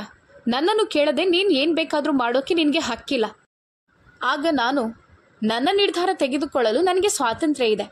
ನಿನಗೆ ಅರ್ಥ ಆಗ್ಬೋದು ಮತ್ತು ನೀನು ಕೂಡ ಅದನ್ನೇ ಬಯಸಿದ್ಯಾ ಅಂತ ನಾನು ಹೇಳಿದೆ. ನನ್ನ ಮಾತುಗಳನ್ನು ಕೇಳಿ ಅವನು ಕೋಪದಿಂದ ನನ್ನನ್ನು ನೋಡಲಾರಂಭಿಸಿದ ಮತ್ತು ನರಕಕ್ಕೆ ಹೋಗು ಅಂತ ಹೇಳಿದ. ಹೀಗೆ ಹೇಳಿ ಅವನು ಎದ್ದು ನಿಂತ. ನಾನು ಹೇಳಿದೆ, ಹೊರಡುವಾಗ ನಿನ್ನ ATM ಕಾರ್ಡ್ ತೆಗೆದುಕೊಂಡು ಹೋಗು. ನಾನಿದನ್ನು ಹೇಳಿದ ತಕ್ಷಣ ಅವನ ಹೆಜ್ಜೆಗಳು ನಿಂತು ಅವನು ಹಿಂತಿರುಗಿ ತುಂಬ ಕೋಪದ ಕಣ್ಣುಗಳಿಂದ ನನ್ನನ್ನು ನೋಡಿ, ಶಾಲಿನಿ, ನಾನು ಬಹಳಷ್ಟು ಸಹಿಸಿಕೊಳ್ಳುತ್ತಿದ್ದೇನೆ. ನಿನ್ನ ಈ ಕಾರ್ಡನ್ನು ನಿನ್ನ ಬಳಿ ಇಟ್ಟುಕೋ, ಅರ್ಥ ಆಯ್ತಾ? ಹೀಗೆ ಹೇಳಿ ಅವನು ಅಲ್ಲಿಂದ ಹೋದನು. ಇವತ್ತು ನನ್ನ ಮನಸ್ಸಿಗೆ ಸ್ವಲ್ಪ ನೆಮ್ಮದಿ ಸಿಕ್ಕಿತು. ನನ್ನ ಮನಸ್ಸಿನಲ್ಲಿದ್ದ ಎಲ್ಲ ಅಸಮಾಧಾನ ಮತ್ತು ಕೋಪವನ್ನು ಹೊರಹಾಕಿದ್ದೆ. ನಂತರ ನಾನು ಕಚೇರಿಗೆ ಹೋಗಲು ಪ್ರಾರಂಭಿಸಿದಾಗ ನನ್ನ ಬಟ್ಟೆಗಳ ಬಗ್ಗೆಯೂ ಯೋಚಿಸಲು ಪ್ರಾರಂಭಿಸಿದೆ. ಆದ್ದರಿಂದ ನಾನು ನಂತರ ಅದನ್ನು ಹಿಂತಿರುಗಿಸುವ ಉದ್ದೇಶದಿಂದ ಅದೇ ATM ಕಾರ್ಡ್ನಿಂದ ಹಣವನ್ನು ತೆಗೆದು ನನ್ನ ಬಟ್ಟೆ ಮತ್ತು ಅಗತ್ಯ ವಸ್ತುಗಳನ್ನು ತೆಗೆದುಕೊಂಡೆ. ಆದರೆ ಮರುದಿನ ನಾನು ಕಚೇರಿಗೆ ತಲುಪಿದ ತಕ್ಷಣ ಬಾಸ್ ನನ್ನನ್ನು ಅವರ ಕೋಣೆಗೆ ಕರೆದರು. ನಾನು ಕೋಣೆಗೆ ಪ್ರವೇಶಿಸಿದ ತಕ್ಷಣ ಪ್ರಭಾತ್ ಬಾಸ್ ಜೊತೆ ಕುಳಿತಿದ್ದನ್ನು ನೋಡಿ ನನಗೆ ಆಘಾತವಾಯಿತು. ಈ ವ್ಯಕ್ತಿ ನನ್ನನ್ನು ಈಗಾಗಲೇ ತನ್ನ ಜೀವನದಿಂದ ಹೊರಹಾಕಿದಾಗ ಅವನಿಗೆ ಮತ್ತೇನು ಸಮಸ್ಯೆ? ಅವನು ನನ್ನ ನಿರ್ಧಾರಗಳನ್ನು ತನ್ನ ಕೈಯಲ್ಲಿ ಯಾಕೆ ಇಟ್ಟುಕೊಳ್ಳಲು ಬಯಸುತ್ತಾನೆ? ನನ್ನನ್ನು ನೋಡಿದ ಬಾಸ್, ಶಾಲಿನಿ ಅವರೇ, ಒಳಗೆ ಬಂದು ಕುಳಿತುಕೊಳ್ಳಿ. ನೀವು ಪ್ರಭಾತ್ ಅವರ ಸಂಬಂಧಿ ಅಂತ ನೀವು ನನಗೆ ಯಾಕೆ ಹೇಳಿಲ್ಲ? ನೀವು ನನಗೆ ಹೇಳಿದ್ದರೆ ನಾನು ನಿಮಗೆ ಒಳ್ಳೆಯ ಕೆಲಸ ನೀಡ್ತಿದ್ದೆ ಅಂತ ಹೇಳಿದರು. ನಾನು ಆ ವ್ಯಕ್ತಿಯಿಂದ ಯಾವುದೇ ಉಪಕಾರವನ್ನು ಪಡೆಯಲು ಬಯಸಲಿಲ್ಲ. ಅವನು ಯಾಕೆ ಬಂದಿದ್ದಾನೆಂದು ನನಗೆ ತಿಳಿದಿಲ್ಲ. ಅವನು ನನಗೆ ಏನು ವ್ಯಕ್ತಪಡಿಸಲು ಬಯಸಿದ್ದಿರಬಹುದು. ಬಹುಶಃ ಅವನ ಇನ್ನೊಂದು ಉಪಕಾರ. ಬಾಸ್ ಪ್ರಭಾತ್ಗೆ ಸ್ನೇಹಿತ. ನೀನು ಚಿಂತಿಸಬೇಡ, ನಾನು ಶಾಲಿನಿಗೆ ಬಹಳಷ್ಟು ವಿಷಯಗಳನ್ನು ಕಲಿಸುತ್ತೇನೆ ಮತ್ತು ಅವಳಿಗೆ ಒಳ್ಳೆಯ ಪೋಸ್ಟ್ ಕೂಡ ಕೊಡುತ್ತೇನೆ. ಅವಳು ನಿನ್ನ ಸಂಬಂಧಿ ಅಂತ ನನಗೆ ತಿಳಿದಿದ್ದರೆ ನೀನು ನನಗೆ ಹೇಳುವ ಅಗತ್ಯವೇ ಇರಲಿಲ್ಲ ಅಂತ ಹೇಳಲು ಪ್ರಾರಂಭಿಸಿದರು. ಪ್ರಭಾತ್, ಸರಿ, ಈಗ ತಿಳಿಯಿತಲ್ವಾ? ಇವಳನ್ನು ಚೆನ್ನಾಗಿ ನೋಡಿಕೊಳ್ಳಿ, ಅವಳು ಹುಚ್ಚು ಹುಡುಗಿ ಅಂತ ಹೇಳಿದ. ಬಾಸ್, ಖಂಡಿತ, ನೀನು ಚಿಂತಿಸಬೇಡ ಅಂತ ಹೇಳಿದರು. ಪ್ರಭಾತ್ ಅಲ್ಲಿಂದ ಹೊರಟು ಹೋದನು. ಆದರೆ ನಾನಿಲ್ಲಿ ಕೆಲಸ ಮಾಡುವುದಿಲ್ಲ ಅಂತ ನಿರ್ಧರಿಸಿದ್ದೆ. ಆದರೆ ಈಗ ನನಗೆ ಬೇರೆ ಕೆಲಸ ಇರಲಿಲ್ಲ. ಬಾಸ್ ಆಫೀಸ್ನಿಂದ ಒಬ್ಬ ಹುಡುಗಿಯನ್ನು ನನ್ನ ಬಳಿಗೆ ಕಳುಹಿಸಿದ್ರು. ಅವಳು ನನಗೆ ಆಫೀಸ್ ಕೆಲಸ ಕಲಿಯಲು ಸಹಾಯ ಮಾಡಲು ಪ್ರಾರಂಭಿಸಿದಳು. ಅವಳು ಕಂಪ್ಯೂಟರ್ ಮತ್ತು ಲ್ಯಾಪ್ಟಾಪ್ ಬಗ್ಗೆ ಬಹಳಷ್ಟು ಕಲಿಸುತ್ತಿದ್ದಳು. ಆದರೆ ಈ ಸಮಯದಲ್ಲಿ ನಾನು ಬೇರೆ ಸ್ಥಳದಲ್ಲಿ ಕೆಲಸಕ್ಕೆ ಅರ್ಜಿ ಸಲ್ಲಿಸಿದ್ದೆ. ಬೇರೆಡೆ ಕೆಲಸ ಸಿಕ್ಕ ತಕ್ಷಣ ಈ ಕೆಲಸವನ್ನು ಬಿಡಬೇಕೆಂದುಕೊಂಡಿದ್ದೆ. ಒಂದು ದಿನ ನಾನು ಆಫೀಸ್ನಿಂದ ಹಿಂತಿರುಗಿದಾಗ ನೈನಾ ಮಾರುಕಟ್ಟೆಗೆ ಹೋಗಲು ಸಿದ್ಧಳಾಗಿದ್ದಳು. ಅವಳು, ಶಾಲಿನಿ, ನನ್ನೊಂದಿಗೆ ಬಾ, ನಾನು ನನ್ನ ಹಳ್ಳಿಗೆ ಹೋಗಬೇಕು ಮತ್ತೆಲ್ರಿಗೂ ಉಡುಗೊರೆಗಳನ್ನು ಖರೀದಿಸಬೇಕು. ದಯವಿಟ್ಟು ನನಗೆ ಸಹಾಯ ಮಾಡು ಎಂದಳು. ನಾನು ಅವಳ ಜೊತೆ ಮಾಲ್ಗೆ ಹೋಗಿದ್ದೆ ಮತ್ತು ನಾನು ಶಾಪಿಂಗ್ ಮಾಡುತ್ತಿದ್ದಾಗ ಅದೇ ಹುಡುಗಿ ಪ್ರಭಾತ್ ಜೊತೆ ಒಂದು ಅಂಗಡಿಯಲ್ಲಿ ಇದ್ದಳು. ಆದರೆ ನಾನವರ ಕಣ್ಣಿಗೆ ಬೀಳದಿರುವುದೇ ಉತ್ತಮ ಅಂತ ನಾನು ಬಯಸಿದ್ದೆ. ಆ ಹುಡುಗಿಯನ್ನು ನೋಡಿದಾಗ ನನ್ನೊಳಗೆ ಬೆಂಕಿಯ ಭಾವನೆ ಬರಲು ಪ್ರಾರಂಭಿಸಿತು ಮತ್ತು ಅದು ಯಾಕೆ ಅಂತ ನನಗೆ ತಿಳಿದಿರಲಿಲ್ಲ. ಆದರೆ ಪ್ರಭಾತ್ ಈಗಾಗಲೇ ನನ್ನನ್ನು ನೋಡಿದ್ದ ಮತ್ತು ತಕ್ಷಣ ನನ್ನ ಬಳಿಗೆ ಬಂದ. ಆ ಹುಡುಗಿ ಕೂಡ ಅವನ ಜೊತೆಗಿದ್ದಳು. ಅವನು, ಶ್ರೇಯಾ, ಇವಳು ನನ್ನ ಸೋದರ ಸಂಬಂಧಿ ಶಾಲಿನಿ ಎಂದನು. ಅವಳು ಸಂತೋಷದಿಂದ ನನ್ನ ಕಡೆಗೆ ಕೈ ಚಾಚಿದಳು. ಆದರೆ ನಾನವಳಿಗೆ ಕೈ ಕುಲುಕಲಿಲ್ಲ. ನಾನು ಏನೂ ಅಲ್ಲ, ಇದಕ್ಕಾಗಿ ನನಗೆ ಕ್ಷಮಿಸಿ ಅಂತ ಹೇಳಿದೆ. ಹೀಗೆ ಹೇಳುತ್ತಾ ನಾನು ನೈನಾ ಬಳಿಗೆ ಹೋದೆ. ಆಗ ಹುಡುಗಿಯ ಮುಖವು ಮಸುಕಾಗಿತ್ತು. ಅವಳು ಎತ್ತಿದ ಕೈಯನ್ನು ಹಿಂದಕ್ಕೆ ತೆಗೆದುಕೊಂಡಳು ಮತ್ತು ಪ್ರಭಾತ್ ಕೋಪದಿಂದ ನನ್ನನ್ನು ದಿಟ್ಟಿಸುತ್ತಿದ್ದ. ನಾನು, ನೈನಾ, ಬೇಗ ಮುಗಿಸು, ನನಗೆ ಕೆಲಸವಿಲ್ಲದಿದ್ರೂ ನನಗೆ ತಡವಾಗ್ತಿದೆ ಅಂತ ಹೇಳಿದೆ. ಅವನು ನನಗೆ ಯಾವುದೇ ಇಂಪಾರ್ಟೆಂಟ್ ವ್ಯಕ್ತಿ ಅಲ್ಲ ಮತ್ತು ಅವನ ಗೆಳತಿ ಯಾವುದೇ ಪ್ರಾಮುಖ್ಯತೆಯನ್ನು ಹೊಂದಿಲ್ಲ ಅಂತ ನನಗೆ ತೋರಿಸಬೇಕಾಗಿತ್ತು. ಅವನು ಕೋಪದಿಂದ ಹುಚ್ಚನಾಗುತ್ತಿರಬಹುದು ಎಂದು ನನಗೆ ತಿಳಿದಿತ್ತು ಮತ್ತು ಇದನ್ನು ಯೋಚಿಸುತ್ತಾ ನಾನು ಅವನ ಭಾವಿ ಪತ್ನಿಗೆ ಅವಮಾನ ಮಾಡಿದ್ದರಿಂದ ನನಗೆ ತುಂಬ ಸಂತೋಷವಾಯಿತು. ನಾನು ನಯನಾಗೆ ಬೇಗ ಹೋಗು, ಉಳಿದ ಶಾಪಿಂಗ್ ನೀನು ನಂತರ ಮಾಡ್ಬೋದು ಅಂತ ಹೇಳಿದೆ. ಅವಳನ್ನು ಹೊರಗೆಳೆದು ಕರೆದುಕೊಂಡು ಬಂದೆ. ನೀನು ಯಾಕೆ ಆತುರ ಪಡ್ತಿದ್ಯಾ ಅಂತ ಅವಳು ಕೇಳಿದ್ಲು. ನನಗೆ ತುಂಬ ಸುಸ್ತಾಗಿದೆ, ಬೇಗ ಹಾಸ್ಟೆಲ್ಗೆ ಹೋಗೋಣವೆಂದೆ. ನಾನು ಹಾಸ್ಟೆಲ್ ತಲುಪಿದ ತಕ್ಷಣ ನನಗೆ ಪ್ರಭಾತ್ ಕರೆ ಬರಲು ಪ್ರಾರಂಭಿಸಿತು. ನಾನು ಫೋನ್ ಎತ್ತಿಕೊಂಡೆ. ನೀನು ಇಷ್ಟೊಂದು ಅಸಭ್ಯವಾಗಿ ವರ್ತಿಸ್ತೀಯ ಅಂತ ನನಗೆ ತಿಳಿದಿರಲಿಲ್ಲ. ನಿನಗೆ ಕೈ ಕುಲುಕಲು ಸಮಯವೂ ಇರಲಿಲ್ಲ. ನನ್ನ ಸಂಬಂಧಿಯಾಗಿ ನೀನು ತುಂಬ ಅಸಭ್ಯವಾಗಿ ವರ್ತಿಸಿರೋದ್ರಿಂದ ಶ್ರೇಯ ನಿನ್ನ ಬಗ್ಗೆ ಏನು ಯೋಚಿಸುತ್ತಿರಬಹುದು ಅಂತ ಕೇಳಿದ. ನನಗೆ ತುಂಬ ನೋವಾಯಿತು ಅಂತ ಹೇಳಿದ. ಅದು ನಿನಗೆ ಅಷ್ಟು ದೊಡ್ಡ ವಿಷಯವಾಗಿರಲಿಕ್ಕಿಲ್ಲ. ಹೌದು, ನಿನ್ನ ಪ್ರೀತಿಗೆ ನೋವಾಗಿರೋದು ನಿನಗೆ ದೊಡ್ಡ ವಿಷಯವಾಗಿರ್ಬೋದು. ಆದರೆ ನಿನಗೆ ತಿಳಿದಿದೆ ಮಿಸ್ಟರ್ ಪ್ರಭಾತ್, ನಾನು ನಿನ್ನ ಗುಲಾಮಳಲ್ಲ. ಹೀಗೆ ಹೇಳಿ ಫೋನ್ ಕಟ್ ಮಾಡಿದೆ. ಇಂದು ನನ್ನ ಹೃದಯ ಶಾಂತವಾಗಿತ್ತು. ಈ ಸಮಯದಲ್ಲಿ ಅವರು ಕೋಪಗೊಂಡಿದ್ದರೂ ಅವರು ನನ್ನ ಬಗ್ಗೆ ಯೋಚಿಸ್ತಿರಬೇಕು. ಬೆಳಗ್ಗೆ ನನಗೆ ಇನ್ನೊಂದು ಒಳ್ಳೆಯ ಸುದ್ದಿ ಸಿಕ್ಕಿತು. ನಾನು ಕೆಲಸಕ್ಕಾಗಿ ಸಂದರ್ಶನ ನೀಡಿದ ಸ್ಥಳದಿಂದ ನನಗೆ ಕರೆ ಬಂತು. ಈ ಬಾರಿ ನನ್ನ ಅನುಭವ ಮೊದಲಿಗಿಂತ ಹೆಚ್ಚಾಗಿತ್ತು. ಆದ್ದರಿಂದ ನನಗೆ ಕೆಲಸ ಬೇಗ ಸಿಕ್ಕಿತು. ಸಂಬಳವು ಚೆನ್ನಾಗಿತ್ತು. ಆದರೆ ಸಮಸ್ಯೆ ಏನಂದರೆ ಬಾಸ್ ನನಗೆ ಸರಿಯಾಗಿ ಕಾಣಲಿಲ್ಲ. ಅವರು ಯುವಕ, ಪ್ರಭಾತ್ ವಯಸ್ಸಿನ ವ್ಯಕ್ತಿ. ಕೆಲವು ದಿನಗಳ ನಂತರ ನೀನು ನನ್ನ ವೈಯಕ್ತಿಕ ಕಾರ್ಯದರ್ಶಿಯಾಗಿ ಕೆಲಸ ಮಾಡಲು ಪ್ರಾರಂಭಿಸಬೇಕು ಅಂತ ಅವರು ಹೇಳಿದ್ದರು. ನಾನು ನಿಮಗೆ ಉತ್ತಮ ಸಂಬಳ ನೀಡುತ್ತೇನೆ, ಆದರೆ ನಾನು ಈಗಾಗಲೇ ನನ್ನ ಕೆಲಸವನ್ನು ಬಿಟ್ಟಿದ್ದೆ. ಆದ್ದರಿಂದ ನಾನು ಆ ಕೆಲಸಕ್ಕೆ ಸಹ ಒಪ್ಪಿಕೊಂಡೆ. ಸಮಸ್ಯೆ ಏನಂದರೆ ಈಗ ನಾನು ಅವರೊಂದಿಗೆ ಪ್ರತಿ ಮೀಟಿಂಗೂ ಹೋಗಬೇಕಾಗಿತ್ತು. ನಾನು ದೊಡ್ಡ ರೆಸ್ಟೋರೆಂಟ್ಗಳಲ್ಲಿ ಅವರ ಕಸ್ಟಮರ್ಸನ್ನು ಭೇಟಿ ಮಾಡಬೇಕಾಗಿತ್ತು. ಮೊದಲಿಗೆ ಅವರು ನನಗೆ ಏನೂ ಹೇಳಿಲ್ಲ, ಆದರೆ ನಂತರ ದಯವಿಟ್ಟು ಈಗ ಸ್ವಲ್ಪ ಉಡುಗೆ ಬದಲಾಯಿಸಿ ಅಂತ ಹೇಳಿದರು. ಈ ರೀತಿ ಉದ್ದವಾದ ಕುರ್ತಾ ಮತ್ತು ದುಪ್ಪಟ್ಟ ಧರಿಸೋದ್ರಿಂದ ನನ್ನ ವ್ಯವಹಾರಕ್ಕೆ ತುಂಬ ತೊಡಕಾಗ್ತಿದೆ, ನನಗೆ ನಷ್ಟ ಆಗ್ತಿದೆ. ನೀವು ನನ್ನ ವೈಯಕ್ತಿಕ ಕಾರ್ಯದರ್ಶಿ ಮತ್ತು ನನ್ನನ್ನು ಭೇಟಿಯಾಗಲು ಬರುವ ಕ್ಲೈಂಟ್ಸ್ಗಳು ತಮ್ಮ ವೈಯಕ್ತಿಕ ಕಾರ್ಯದರ್ಶಿಯನ್ನು ಸಹೋದರಿಯಂತೆ ನೋಡಲು ಇಷ್ಟಪಡೋದಿಲ್ಲ ಎಂಬ ಅಂಶವನ್ನು ನೀವು ಚೆನ್ನಾಗಿ ತಿಳಿದಿರಬೇಕು. ಆ ವ್ಯಕ್ತಿ ನನಗೆ ಕೆಲಸಕ್ಕಾಗಿ ಲಕ್ಷಗಟ್ಟಲೆ ಆಫರ್ ನೀಡಿದ್ದರಿಂದ ಮತ್ತು ಅದು ನನಗೆ ತುಂಬ ದುಬಾರಿಯಾಗಿದ್ದ ಕಾರಣ ನಾನು ಈ ಕೆಲಸವನ್ನು ಬಿಡಲು ಬಯಸಲಿಲ್ಲ. ಕೆಲವು ವರ್ಷಗಳಲ್ಲಿ ನಾನು ಪ್ರಭಾತ್ನ ಹಣವನ್ನು ತೀರಿಸಬಹುದಿತ್ತು. ಅದಕ್ಕಾಗಿ ನಾನು ಕೆಲಸಕ್ಕೆ ಸೇರಿಕೊಂಡೆ ಮತ್ತು ಅವರ ಇಚ್ಛೆಯಂತೆ ನಾನು ಫ್ಯಾಷನ್ ಬಟ್ಟೆಗಳನ್ನು ಧರಿಸಲು ಪ್ರಾರಂಭಿಸಿದ್ದೆ. ಈಗ ನಾನು ಜೀನ್ಸ್ ಮತ್ತು ಶಾರ್ಟ್ ಟಾಪ್ ಧರಿಸಲು ಪ್ರಾರಂಭಿಸಿದ್ದೆ ಮತ್ತು ನನ್ನ ಕೂದಲನ್ನು ತೆರೆದಿಟ್ಟಿದ್ದೆ. ಇತ್ತೀಚಿನ ದಿನಗಳಲ್ಲಿ ನನ್ನ ಬಾಸ್ನ ಕೆಟ್ಟ ಕಣ್ಣುಗಳು ನನ್ನ ಮೇಲೆ ಬೀಳಲು ಪ್ರಾರಂಭಿಸಿದ್ದವು. ಕೆಲವೊಮ್ಮೆ ಅವರು ಮೀಟಿಂಗ್ ಮಧ್ಯದಲ್ಲಿ ನನ್ನ ಕೈ ಹಿಡಿಯುತ್ತಿದ್ದರು. ಕೆಲವೊಮ್ಮೆ ಅವರು ನನ್ನನ್ನು ಹೊಗಳಲು ಪ್ರಾರಂಭಿಸುತ್ತಿದ್ದರು. ಒಮ್ಮೆ ನಾನು ಅವರೊಂದಿಗೆ ಮೀಟಿಂಗ್ ಆಗಿ ರೆಸ್ಟೋರೆಂಟ್ಗೆ ಹೋದಾಗ ನನ್ನ ಕಣ್ಣುಗಳು ಪ್ರಭಾತ್ ಮೇಲೆ ಬಿದ್ದವು. ಅವನು ತಮ್ಮ ಕೆಲವು ಸ್ನೇಹಿತರೊಂದಿಗೆ ಅಲ್ಲಿ ಕುಳಿತಿದ್ದ. ಅವನು ಮಾತನಾಡೋದ್ರಲ್ಲಿ ನಿರತನಾಗಿದ್ದ. ಅವನು ನನ್ನನ್ನು ನೋಡಿದ, ಆದರೆ ತಕ್ಷಣ ನೋಟ ತಪ್ಪಿಸಿದನು. ಈಗ ಅವನು ನನ್ನೊಂದಿಗೆ ಹೆಚ್ಚು ಮಾತನಾಡುತ್ತಿರಲಿಲ್ಲ. ಆದರೆ ಇದ್ದಕ್ಕಿದ್ದಂತೆ ಬಹುಶಃ ಅವನಿಗೆ ತನ್ನ ಕಣ್ಣುಗಳನ್ನು ನಂಬಲು ಸಾಧ್ಯವಾಗಲಿಲ್ಲ. ಅವನು ಹಿಂತಿರುಗಿ ಮತ್ತೆ ನನ್ನನ್ನು ನೋಡಿದನು. ನನ್ನ ಸ್ಟೈಲ್ ಸಂಪೂರ್ಣವಾಗಿ ಬದಲಾಗಿತ್ತು ಮತ್ತು ಅದಕ್ಕಾಗಿ ಅವನು ಆಶ್ಚರ್ಯದಿಂದ ನನ್ನನ್ನು ನೋಡುತ್ತಿದ್ದ. ನನ್ನ ಬಾಸ್ ತನ್ನ ಕಣ್ಣುಗಳಿಂದ ನನ್ನನ್ನು ನೋಡಲು ಪ್ರಾರಂಭಿಸಿದ್ದ. ಅವನು ಕ್ಲೈಂಟ್ಸ್ನೊಂದಿಗೆ ಮಾತನಾಡುತ್ತಿದ್ದ ಮತ್ತು ನನ್ನ ಕೈಯನ್ನು ಹಿಡಿದಿದ್ದ. ನಾನು ಪ್ರಭಾತ್ನನ್ನು ನೋಡಿದಾಗ ಅವನು ನನ್ನ ಬಾಸ್ನ ಕೈಯಲ್ಲಿದ್ದ ನನ್ನ ಕೈಯನ್ನು ನೋಡುತ್ತಿದ್ದ. ಅವನ ಮುಖ ಮತ್ತು ಕಣ್ಣುಗಳು ಯಾಕೆ ಕೆಂಪಾಗಿವೆ ಎಂದು ನನಗೆ ತಿಳಿದಿರಲಿಲ್ಲ. ಅವನು ತಕ್ಷಣ ಎದ್ದು ನನ್ನ ಬಳಿಗೆ ಬಂದು, ಶಾಲಿನಿ, ಎದ್ದೇಳು. ಈ ವ್ಯಕ್ತಿ ಯಾರು? ಅವನ ವಿಚಿತ್ರ ಮಾತುಗಳಿಂದ ನನ್ನ ಹೃದಯ ಬಡಿಯಲು ಪ್ರಾರಂಭಿಸಿತು. ಯಾಕಂದರೆ ಅವನು ಇಂದಿನಂತೆ ಕೋಪಗೊಂಡಿದ್ದನ್ನು ನಾನೆಂದಿಗೂ ನೋಡಿರಲಿಲ್ಲ. ನನ್ನ ಬಾಸ್ ಎದ್ದು ಅವನನ್ನು ಗೊಂದಲದಿಂದ ನೋಡಲಾರಂಭಿಸಿದರು. ಅವರು ನೀವ್ಯಾರು ಅಂತ ಕೇಳಿದರು. ಅವಳು ನನ್ನ ಸಂಬಂಧಿ ಮತ್ತು ನಾನು ಅವಳನ್ನು ಇಲ್ಲಿಂದ ಕರೆದುಕೊಂಡು ಹೋಗುತ್ತೇನೆ ಅಂತ ಹೇಳಿದ. ಬಾಸ್, ನೋಡಿ ಮಿಸ್ಟರ್, ಈಗ ನಾವು ಮೀಟಿಂಗ್ನಲ್ಲಿ ನಿರತರಾಗಿದ್ದೇವೆ. ನೀವು ಮನೆಯ ಬಗ್ಗೆ ಮಾತನಾಡಲು ಬಯಸಿದರೆ ನೀವು ನಂತರದನ್ನು ಮಾಡಬಹುದು. ಆಗ ಪ್ರಭಾತ್ ನನಗೆ, ಶಾಲಿನಿ, ನೀನು ನಿನ್ನ ಮೊದಲ ಕೆಲಸ ಬಿಟ್ಟು ಈ ಕೆಲಸ ಶುರು ಮಾಡಿದ್ದು ನೀನು ನನಗೆ ಹೇಳಲೇ ಇಲ್ಲ ಅಂದ. ಆಗ ನಾನು, ನಿನಗೆ ಕೇಳಿಸ್ತಿಲ್ವಾ? ನಾವು ಮೀಟಿಂಗ್ನಲ್ಲಿ ಬ್ಯುಸಿ ಇದ್ದೇವೆ, ನಾನು ನಿನ್ನ ಜೊತೆ ನಂತರ ಮಾತನಾಡುತ್ತೇನೆ ಅಂದೆ. ನಾನು ಹೀಗೆ ಹೇಳಿದ ತಕ್ಷಣ ಅವನು ನನ್ನ ತೋಳು ಹಿಡಿದು ನನ್ನ ಜೊತೆ ಬಾ, ಇವತ್ತು ನಾನು ನಿನ್ನ ಮನಸ್ಸನ್ನು ಸರಿ ಮಾಡಿಕೊಡುತ್ತೇನೆ. ನಾನು ನಿನ್ನನ್ನು ತುಂಬ ಸಹಿಸಿಕೊಂಡಿದ್ದೇನೆ. ಇದನ್ನು ಕೇಳಿ ನನ್ನ ಬಾಸ್ ಮತ್ತು ಮುಂದೆ ಕುಳಿತಿದ್ದ ವ್ಯಕ್ತಿ ಕೂಡ ಎದ್ದು ನಿಂತು, ಮಿಸ್ಟರ್, ನಿಮಗೆ ಒಬ್ಬ ಹುಡುಗಿ ಜೊತೆ ಹೇಗೆ ವರ್ತಿಸಬೇಕು ಅಂತ ತಿಳಿದಿಲ್ವಾ ಅಂತ ಕೇಳಿದರು. ಅವನು ನಿಮ್ಮ ಕೆಲಸವನ್ನು ನೀವು ನೋಡ್ಕೊಳ್ಳಿ, ಅದು ಉತ್ತಮ ಅಂತ ಹೇಳಿದ. ನಾನು, ಪ್ರಭಾತ್, ನನ್ನನ್ನು ಬಿಟ್ಟು ಬಿಡು. ನನ್ನನ್ನು ಒತ್ತಾಯಿಸಲು ನೀನು ಯಾರು? ಇದು ನನ್ನ ಜೀವನ. ನಾನು ಯಾರ ಜೊತೆ ಬೇಕಾದರೂ ಹೋಗ್ಬೋದು ಮತ್ತು ನನಗೆ ಬೇಕಾದುದನ್ನು ಮಾಡ್ಬೋದು. ಇದು ನನ್ನಿಷ್ಟ. ಆಗ ಅವನು, ಶಾಲಿನಿ, ಬಾಯಿ ಮುಚ್ಚು. ನಿನ್ನ ಬಾಯಿಂದ ಇನ್ನೊಂದು ಮಾತು ಬಂದರೆ ನಾನು ನಿನ್ನನ್ನು ಕೊಂದೇ ಬಿಡುತ್ತೇನೆ ಅಂದ. ಅವನು ತುಂಬ ಒಳ್ಳೆಯ ಮನೋಭಾವ ಹೊಂದಿದ್ದ.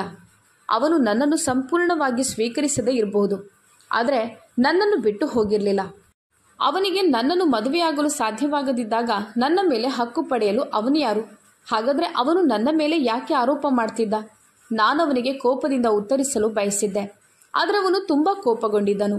ಅವನು ನಿಜವಾಗಿಯೂ ನನ್ನನ್ನು ಕೊಲ್ಲಬಹುದೆಂದು ನಾನು ಹೆದರ್ತಿದ್ದೆ. ಅವನು ನನ್ನನ್ನು ರೆಸ್ಟೋರೆಂಟ್ನಿಂದ ಹೊರಗೆ ಕರೆತಂದ. ಕಾರು ನಿಲ್ಲಿಸಲಾಗಿತ್ತು. ಅವನು ಮುಂಭಾಗದ ಬಾಗಿಲು ತೆರೆದನು. ನನ್ನನ್ನು ತಳ್ಳಿ ಕುಳಿತುಕೊಳ್ಳುವಂತೆ ಮಾಡಿದನು. ನಂತರ ಡ್ರೈವಿಂಗ್ ಸೀಟ್ನಲ್ಲಿ ಕೂತು ಅವನು ತುಂಬ ಒರಟಾಗಿ ಓಡಿಸ್ತಿದ್ದ. ನಾನು ನಿಧಾನವಾಗಿ ಡ್ರೈವ್ ಮಾಡುವಂತ ಹೇಳಿದೆ. ಅವನು ಮುಚ್ಚುಬಾಯಿ ಅಂತ ಹೇಳಿದ. ಅವನು ನನ್ನನ್ನು ನನ್ನ ಚಿಕ್ಕಮ್ಮನ ಮನೆಗೆ ಕರೆತಂದಾಗ ನನಗೆ ಆಶ್ಚರ್ಯವಾಯಿತು. ಅವನು ಬಾಗಿಲು ತೆರೆದು ನನ್ನ ಕೋಣೆಗೆ ಕರೆದೊಯ್ದನು. ನನ್ನನ್ನು ತಳ್ಳಿ ಹಾಸಿಗೆ ಮೇಲೆ ಎಸೆದನು. ನಂತರ, ನಿನ್ನ ಕೆಲಸ ಬದಲಾಯಿಸುವ ಮೊದಲು ನೀನು ಯಾರನ್ನು ಕೇಳಿದೆ ಮತ್ತು ನೀನು ಏನು ಧರಿಸಿದ್ಯಾ? ನಿನ್ನ ಕೈ ಹಿಡಿದಿದ್ದ ಆ ವ್ಯಕ್ತಿ ಯಾರು ಅಂತ ಅವನು ಕೇಳಿದ. ನನಗೆ ಆಶ್ಚರ್ಯವಾಯಿತು. ಅವನು ತುಂಬ ಕೋಪದಿಂದ ನನ್ನನ್ನು ಕೇಳ್ತಿದ್ದ. ನಾನು, ಇದು ನನ್ನ ಜೀವನ. ನಾನು ಬಯಸಿದ ರೀತಿಯಲ್ಲಿ ಬದುಕಬಲ್ಲೆ. ನನಗೆ ಆದೇಶಿಸಲು ನೀನ್ಯಾರು? ನಂತರ ಅವನು ನನ್ನ ಮುಖದ ಮೇಲೆ ಬಲವಾಗಿ ಹೊಡೆದನು. ನಾನು ಹಾಸಿಗೆಯ ಮೇಲೆ ಬಿದ್ದೆ. ನಿನ್ನಂಥ ಮೂರ್ಖ ಹುಡುಗಿಯನ್ನು ಸಮಾಜದಲ್ಲಿ ನಡೆಯಲು ಬಿಟ್ಟದ್ದು ನನ್ನ ತಪ್ಪು ಅಂತ ಹೇಳಿದ. ಜೀವನದ ಏರಿಳಿತಗಳನ್ನು ಅರ್ಥ ಮಾಡಿಕೊಳ್ಳಲು ನೀನು ಪ್ರಯತ್ನಿಸ್ತೀಯ ಅಂತ ನಾನು ಭಾವಿಸಿದ್ದೆ. ನೀನು ಆತ್ಮವಿಶ್ವಾಸವನ್ನು ಗಳಿಸುವೆ ಅಂತ ಅಂದ್ಕೊಂಡಿದ್ದೆ. ಆದರೆ ನೀನು ನಾಚಿಕೆ ಇಲ್ಲದವಳಾದೆ. ನೀನು ನನ್ನನ್ನು ಎಲ್ಲಿಯೂ ನನ್ನ ಮುಖವನ್ನು ತೋರಿಸದಂತೆ ಮಾಡೋಕ್ಕೆ ನೋಡ್ತಿದ್ಯಾ? ನಾನು ನನ್ನ ಜೀವನವನ್ನು ನಾನು ಬಯಸಿದ ರೀತಿಯಲ್ಲಿ ಬದುಕಲು ಬಯಸುತ್ತೇನೆ. ನೀವು ಕೂಡ ಬಯಸ್ತೀರಿ. ನನಗೂ ನನ್ನದೇ ಆದ ರೀತಿಯಲ್ಲಿ ನನ್ನ ಜೀವನವನ್ನು ನಡೆಸುವ ಹಕ್ಕಿದೆ. ನೀವು ನನ್ನನ್ನು ನನ್ನದೇ ಆದ ರೀತಿಯಲ್ಲಿ ಬದುಕಲು ಬಿಟ್ಟು ಬಿಡಿ. ಹೀಗೆ ಹೇಳುತ್ತಾ ನಾನು ಅಳಲು ಪ್ರಾರಂಭಿಸಿದೆ. ಪ್ರಭಾತ್ ಹೇಳಿದ, ನೀನು ನನ್ನಿಂದ ಇನ್ನೊಂದು ಹೊಡೆತವನ್ನು ಪಡೆಯಲು ಬಯಸದಿದ್ರೆ ನಿನ್ನ ಬಾಯಿಯನ್ನು ಮುಚ್ಚು. ಇಂದು ನಾನು ನಿನ್ನ ಮೇಲೆ ನನಗೆ ಎಷ್ಟು ಹಕ್ಕಿದೆ ಅಂತ ಹೇಳುತ್ತೇನೆ. ಹೀಗೆ ಹೇಳುತ್ತಾ ಅವನು ಹೊರಗೆ ಹೋದ. ನಾನು ಅಳುತ್ತಿದ್ದೆ. ನಾನು ಮನೆಗೆ ಬಂದ ತಕ್ಷಣ ನನಗೆ ನನ್ನ ಚಿಕ್ಕಮ್ಮ ನೆನಪಾಗಲು ಪ್ರಾರಂಭಿಸಿದರು. ಅವರು ಹೋದ ನಂತರ ಇವನು ನನ್ನನ್ನು ಅಸಹಾಯಕಳನ್ನಾಗಿ ಮಾಡಿ ನನ್ನನ್ನು ಹೀಗೆ ಮಾಡಿದ್ದ. ಅವನು ನನ್ನನ್ನು ಮನೆಯಿಂದ ಹೊರಗೆಸೆದನು ಮತ್ತು ವಿದೇಶಕ್ಕೆ ಹೋಗುತ್ತಿದ್ದೇನೆ ಅಂತ ನನಗೆ ಸುಳ್ಳು ಹೇಳಿದ. ಆದರೆ ಅವನು ವಾಸ್ತವವಾಗಿ ಇದೇ ಮನೆಯಲ್ಲಿದ್ದ ಮತ್ತು ಅವನು ನನ್ನನ್ನು ಹೊರಗೆಸೆಯಲು ಬಯಸಿದ್ದ. ಈಗ ನನ್ನ ಮೇಲೆ ಪ್ರಾಬಲ್ಯ ಸಾಧಿಸಲು ಪ್ರಯತ್ನಿಸುತ್ತಿದ್ದ. ಸ್ವಲ್ಪ ಸಮಯದ ನಂತರ ಅವನು ಹಿಂತಿರುಗಿದಾಗ ಅವನು ಕೈಯಲ್ಲಿ ಒಂದು ದೊಡ್ಡ ಪೆಟ್ಟಿಗೆಯನ್ನು ಹಿಡಿದಿದ್ದನು. ಅದು ತುಂಬ ದೊಡ್ಡದಾಗಿತ್ತು. ಅವನು ಅದನ್ನು ಹಾಸಿಗೆಯ ಮೇಲೆ ಎಸೆದು, ಇದನ್ನು ಧರಿಸು. ಇಂದು ನಾನು ಯಾರು ಅಂತ ಹೇಳುತ್ತೇನೆ ಅಂತ ಹೇಳಿದ. ನಾನು ಪೆಟ್ಟಿಗೆಯನ್ನು ತೆರೆದಾಗ ಅದರಲ್ಲಿ ತುಂಬ ಸುಂದರವಾದ ಮದುವೆಯ ಲೆಹಂಗಾ ಇರುವುದನ್ನು ನಾನು ನೋಡಿದೆ. ನನಗೆ ತುಂಬ ಆಶ್ಚರ್ಯವಾಯಿತು. ಅವನು ಇದನ್ನು ಧರಿಸಿ ಸಿದ್ಧಳಾಗುವಂತ ಹೇಳಿದ. ಅವನು ತನ್ನ ಸೇಡು ತೀರಿಸಿಕೊಳ್ಳಲು ಮಾತ್ರ ನನ್ನನ್ನು ಮದುವೆಯಾಗಲು ಬಯಸುತ್ತಾನೆ ಅಂತ ನನಗೆ ಅರ್ಥವಾಯಿತು. ನಾನು ಹೇಳಿದೆ, ನಾನು ನಿನ್ನನ್ನು ಮದುವೆಯಾಗಲು ಬಯಸೋದಿಲ್ಲ. ಹೇಗಾದರೂ ನೀನು ಬೇರೆಯವರನ್ನು ಪ್ರೀತಿಸ್ತೀಯ. ನಾನು ನಿನ್ನನ್ನು ಎಂದಿಗೂ ಮದುವೆಯಾಗೋದಿಲ್ಲ. ಇದನ್ನು ಕೇಳಿದ ನಂತರ ಅವನು ನನ್ನ ಬಳಿಗೆ ಬಂದು, ನೀನು ನನ್ನ ಹೆಂಡತಿಯಾಗದೆ ನಿನಗೆ ಬೇರೆ ಆಯ್ಕೆ ಇಲ್ಲ. ನಾನು ಈಗಾಗಲೇ ನಿನ್ನನ್ನು ಮದುವೆಯಾಗಿದ್ದೇನೆ ಅಂತ ಹೇಳಿದ. ಇದನ್ನು ಕೇಳಿದ ನಂತರ ನನಗೆ ಆಶ್ಚರ್ಯವಾಯಿತು. ನನಗೆ ಚೆನ್ನಾಗಿ ನೆನಪಿದೆ. ಈ ರೀತಿ ಏನು ನಡೆದಿಲ್ಲ ಎಂದು ನಾನು ಹೇಳಿದೆ, ನೀನು ಸುಳ್ಳು ಹೇಳ್ತಿದ್ಯಾ? ಆಗ ಅವನು ಹೇಳಿದ, ನಾನು ಸುಳ್ಳು ಹೇಳುತ್ತಿಲ್ಲ. ನಿನಗೆ ನೆನಪಿಲ್ಲದಿದ್ದರೆ ನಾನೇನು ಮಾಡಲಿ? ನಿನ್ನ ತಂದೆ ಅಮೆರಿಕಾಗೆ ಹೋಗುವ ಮೊದಲು ನಿನ್ನನ್ನು ಮತ್ತು ನನ್ನನ್ನು ಮದುವೆ ಮಾಡಿಸಿದ್ದರು ಮತ್ತು ಚಿಕ್ಕಮ್ಮ ಮತ್ತು ಚಿಕ್ಕಪ್ಪ ಕೂಡ ಮದುವೆಗೆ ಸಿದ್ಧರಾಗಿದ್ದರು. ಹೌದು, ಮದುವೆಗೆ ಯಾವುದೇ ಪ್ರಾಮುಖ್ಯತೆ ಇರಲಿಲ್ಲ ಅಂತ ನಾನು ಒಪ್ಪುತ್ತೇನೆ. ನಾವು ಬಾಲ್ಯದಲ್ಲಿಯೇ ಮದುವೆಯಾಗಿದ್ದೆವು. ಆದರೆ ನಾನು ನಿನ್ನನ್ನು ನನ್ನ ಹೆಂಡತಿ ಅಂತ ನನ್ನ ಹೃದಯದಿಂದ ಒಪ್ಪಿಕೊಂಡಿದ್ದೆ. ನೀನು ನನ್ನ ಹೆಂಡತಿಯಾಗಿದ್ದೆ. ಸಮಯ ತುಂಬ ಕಡಿಮೆಯಾಗಿತ್ತು. ಅದು ಬಾಲ್ಯ ವಿವಾಹ. ನಿನಗೆ 4 ಅಥವಾ 5 ವರ್ಷ ವಯಸ್ಸಾಗಿತ್ತು. ಆದ್ದರಿಂದ ನಿನಗೆ ನೆನಪಿರಲಿಲ್ಲ. ಹಾಗಾಗಿ ಚಿಕ್ಕಮ್ಮ ಈ ಮದುವೆಯನ್ನು ಇಷ್ಟಪಡುತ್ತಿರಲಿಲ್ಲ. ನೀನು ಯಾವಾಗಲೂ ಅವರ ಜೊತೆ ಇರಲು ಅವರು ಬಯಸಿದ್ದರು. ಆರಂಭದಲ್ಲಿ ನನಗೆ ಮದುವೆ ಬಗ್ಗೆ ಏನೂ ನೆನಪಿರಲಿಲ್ಲ ಮತ್ತು ಚಿಕ್ಕಮ್ಮ ನನಗೆ ಎಂದಿಗೂ ಹೇಳಲಿಲ್ಲ. ಯಾಕಂದರೆ ಅವರು ಬಾಲ್ಯದಲ್ಲಿ ನಿನಗೆ ಅಂಥ ವಿಷಯಗಳನ್ನು ಹೇಳಬಾರ್ದು ಅಂತ ಬಯಸಿದ್ದರು. ಆದರೆ ಅವರು ಸಾಯುವ ಕೆಲವು ದಿನಗಳ ಮೊದಲು ಚಿಕ್ಕಮ್ಮ ನನಗೆ ಇದನ್ನೇ ಹೇಳಿದ್ದರು. ಶಾಲಿನಿಯನ್ನು ಎಲ್ಲ ವಿಧಿವಿಧಾನಗಳೊಂದಿಗೆ ಮದುವೆಯಾಗಿ ಅವಳನ್ನು ಸ್ವೀಕರಿಸು. ನನಗೆ ಹೆಚ್ಚು ಸಮಯವಿಲ್ಲ. ಇಲ್ದಿದ್ರೆ ನಾನು ಅವಳನ್ನು ನನ್ನ ಸೊಸೆಯಾಗಿ ಕರೆತರುತ್ತಿದ್ದೆ. ನಾನು ಬಯಸಿದ್ರೆ ನಾನು ನಿನ್ನನ್ನು ಮದುವೆಯಾಗಿ ಈ ಮನೆಯಲ್ಲೇ ಇರಬಹುದಿತ್ತು. ಆದರೆ ನೀನು ನಿನ್ನ ಅಧ್ಯಯನವನ್ನು ಪೂರ್ಣಗೊಳಿಸಿ ಆತ್ಮವಿಶ್ವಾಸವನ್ನು ಗಳಿಸಬೇಕು ಅಂತ ನಾನು ಬಯಸಿದ್ದೆ. ಯಾಕಂದರೆ ನೀನು ತುಂಬ ಅಂಜು ಬುರುಕಿ ಹುಡುಗಿ. ಪ್ರತಿಯೊಂದು ಸಣ್ಣ ವಿಷಯಕ್ಕೂ ಅಳುವ ಹುಡುಗಿಯರು ನನಗೆ ಇಷ್ಟವಾಗ್ತಿರ್ಲಿಲ್ಲ. ಅದಕ್ಕಾಗಿ ನಾನು ನಿನ್ನನ್ನು ನಿನ್ನ ಸ್ವಂತ ಕಾಲಿನ ಮೇಲೆ ನಿಲ್ಲುವಂತೆ ಮಾಡಲು ಬಯಸಿದ್ದೆ. ನಾನು ಮತ್ತು ನೀನು ಬಾಲ್ಯದಲ್ಲಿ ಮದುವೆಯಾಗಿದ್ದೇವೆ ಎಂದು ಚಿಕ್ಕಮ್ಮ ನಿನಗೆ ಹೇಳಿರಬೇಕು ಅಂತ ನಾನು ಭಾವಿಸಿದೆ. ಆದರೆ ನೀನು ನನ್ನೊಂದಿಗೆ ಮದುವೆಯ ಬಗ್ಗೆ ಮಾತನಾಡಿದಾಗ ಚಿಕ್ಕಮ್ಮನಿಗೆ ಬಹುಶಃ ಅಂಥ ಅವಕಾಶ ಸಿಗಲಿಲ್ಲ ಅಂತ ನನಗೆ ಅರ್ಥ ಆಯಿತು. ನನಗೆ ಸಿಕ್ಕಿದ್ದು ಇದೊಂದೇ ಅವಕಾಶ. ಅದಕ್ಕಾಗಿ ನಾನು ನಿನಗೆ ಸುಳ್ಳು ಹೇಳಿದೆ.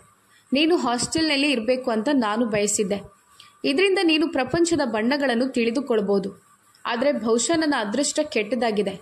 ನನಗೆ ಮೂರ್ಖ ಹೆಂಡತಿ ಸಿಗಬೇಕಾಯಿತು. ಈಗ ಬಾ, ಚಿಕ್ಕಮ್ಮನ ಕೊನೆಯ ಕನಸನ್ನು ಸಹ ನನಸಾಗಿಸಲು ಈಗಲೇ ಇದನ್ನು ಧರಿಸು. ಆಗ ನಾನು ನಿನ್ನ ಗೆಳತಿ ಯಾರು ಅಂತ ಕೇಳಿದೆ. ನನ್ನ ಮಾತು ಕೇಳಿದ ನಂತರ ನಿನಗೆ ಅವಳೊಂದಿಗೆ ಇನ್ನೂ ಸಮಸ್ಯೆ ಇದೆಯಾ ಅಂತ ಅವನು ಕೇಳಿದ. ನನಗೆ ಗೆಳತಿ ಇಲ್ಲ. ಆ ಹುಡುಗಿ ನನ್ನ ಕಚೇರಿಯಲ್ಲಿ ಕೆಲಸ ಮಾಡ್ತಿದ್ಲು. ಅವಳು ನನ್ನ ಒಳ್ಳೆಯ ಸ್ನೇಹಿತೆ ಮತ್ತು ಅವಳಿಗೆ ಮದುವೆಯಾಗಿದೆ. ಅವಳ ಗಂಡ ಕೂಡ ನನ್ನ ಸ್ನೇಹಿತ. ಅವಳು ನಿನ್ನಂತೆ ಸಂಕುಚಿತ ಮನಸ್ಸಿನವಳಲ್ಲ ಅಂತ ಹೇಳಿದ. ನೀನು ನನ್ನನ್ನು ಪ್ರೀತಿಸೋದಿಲ್ಲ. ನೀನು ಚಿಕ್ಕಮ್ಮನ ಕನಸನ್ನು ನನಸಾಗಿಸಲು ಬಯಸ್ತೀಯ ಅಷ್ಟೇ ಅಂತ ನಾನು ಹೇಳಿದೆ. ಆಗ ಅವನು ನನ್ನ ಹತ್ತಿರ ಬಂದು ನಿಂತು, ಈಗಲೇ ನೀನು ನಿನ್ನ ಪ್ರೀತಿಯನ್ನು ನನಗೆ ಮನವರಿಕೆ ಮಾಡಿಕೊಡಬೇಕು ಅಂತ ಹೇಳಿದ. ಶಾಲಿನಿ, ಅಪರಿಚಿತನ ಕೈಯಲ್ಲಿ ನಿನ್ನ ಕೈ ನೋಡಿ ನನಗೆ ಹುಚ್ಚು ಹಿಡಿದಿತ್ತು. ಅವನನ್ನು ನಿನ್ನೊಂದಿಗೆ ನೋಡಿದ ನಂತರ ನನಗೆ ಕೋಪ ಬಂತು. ಅವನು ನನ್ನ ಕೈಯಲ್ಲಿ ಸಾಯಲಿಲ್ಲ. ದೇವರಿಗೆ ಧನ್ಯವಾದ. ಇಲ್ದಿದ್ರೆ ನನಗೆ ಅವನನ್ನು ಕತ್ತು ಹಿಸುಕಬೇಕೆಂದು ಅನ್ನಿಸ್ತಿತ್ತು. ಸರಿ, ನಾನಿಂದು ರಾತ್ರಿ ನಿನ್ನನ್ನು ಎಷ್ಟು ಪ್ರೀತಿಸ್ತೇನೆ ಅಂತ ತೋರಿಸುತ್ತೇನೆ. ಇದನ್ನು ಹೇಳುತ್ತಾ ಅವನ ಕಣ್ಣುಗಳು ಅಮಲೇರಲು ಪ್ರಾರಂಭಿಸಿದವು. ಇದನ್ನು ಕೇಳಿದ ತಕ್ಷಣ ನನ್ನ ಕಣ್ಣುಗಳು ಕೆಳಕ್ಕೆ ಇಳಿದವು.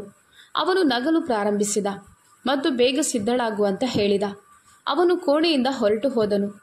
ಆದರೆ ಅವನ ಕೆಲವು ಮಾತುಗಳು ನನ್ನ ಮುಖದಲ್ಲಿ ನಗುವನ್ನು ತಂದವು. ಈ ಕಥೆ ನಿಮಗೆ ಇಷ್ಟವಾಗಿದ್ದಲ್ಲಿ ಲೈಕ್ ಮಾಡಿ, ಶೇರ್ ಮಾಡಿ, ಕಾಮೆಂಟ್ ಮಾಡಿ.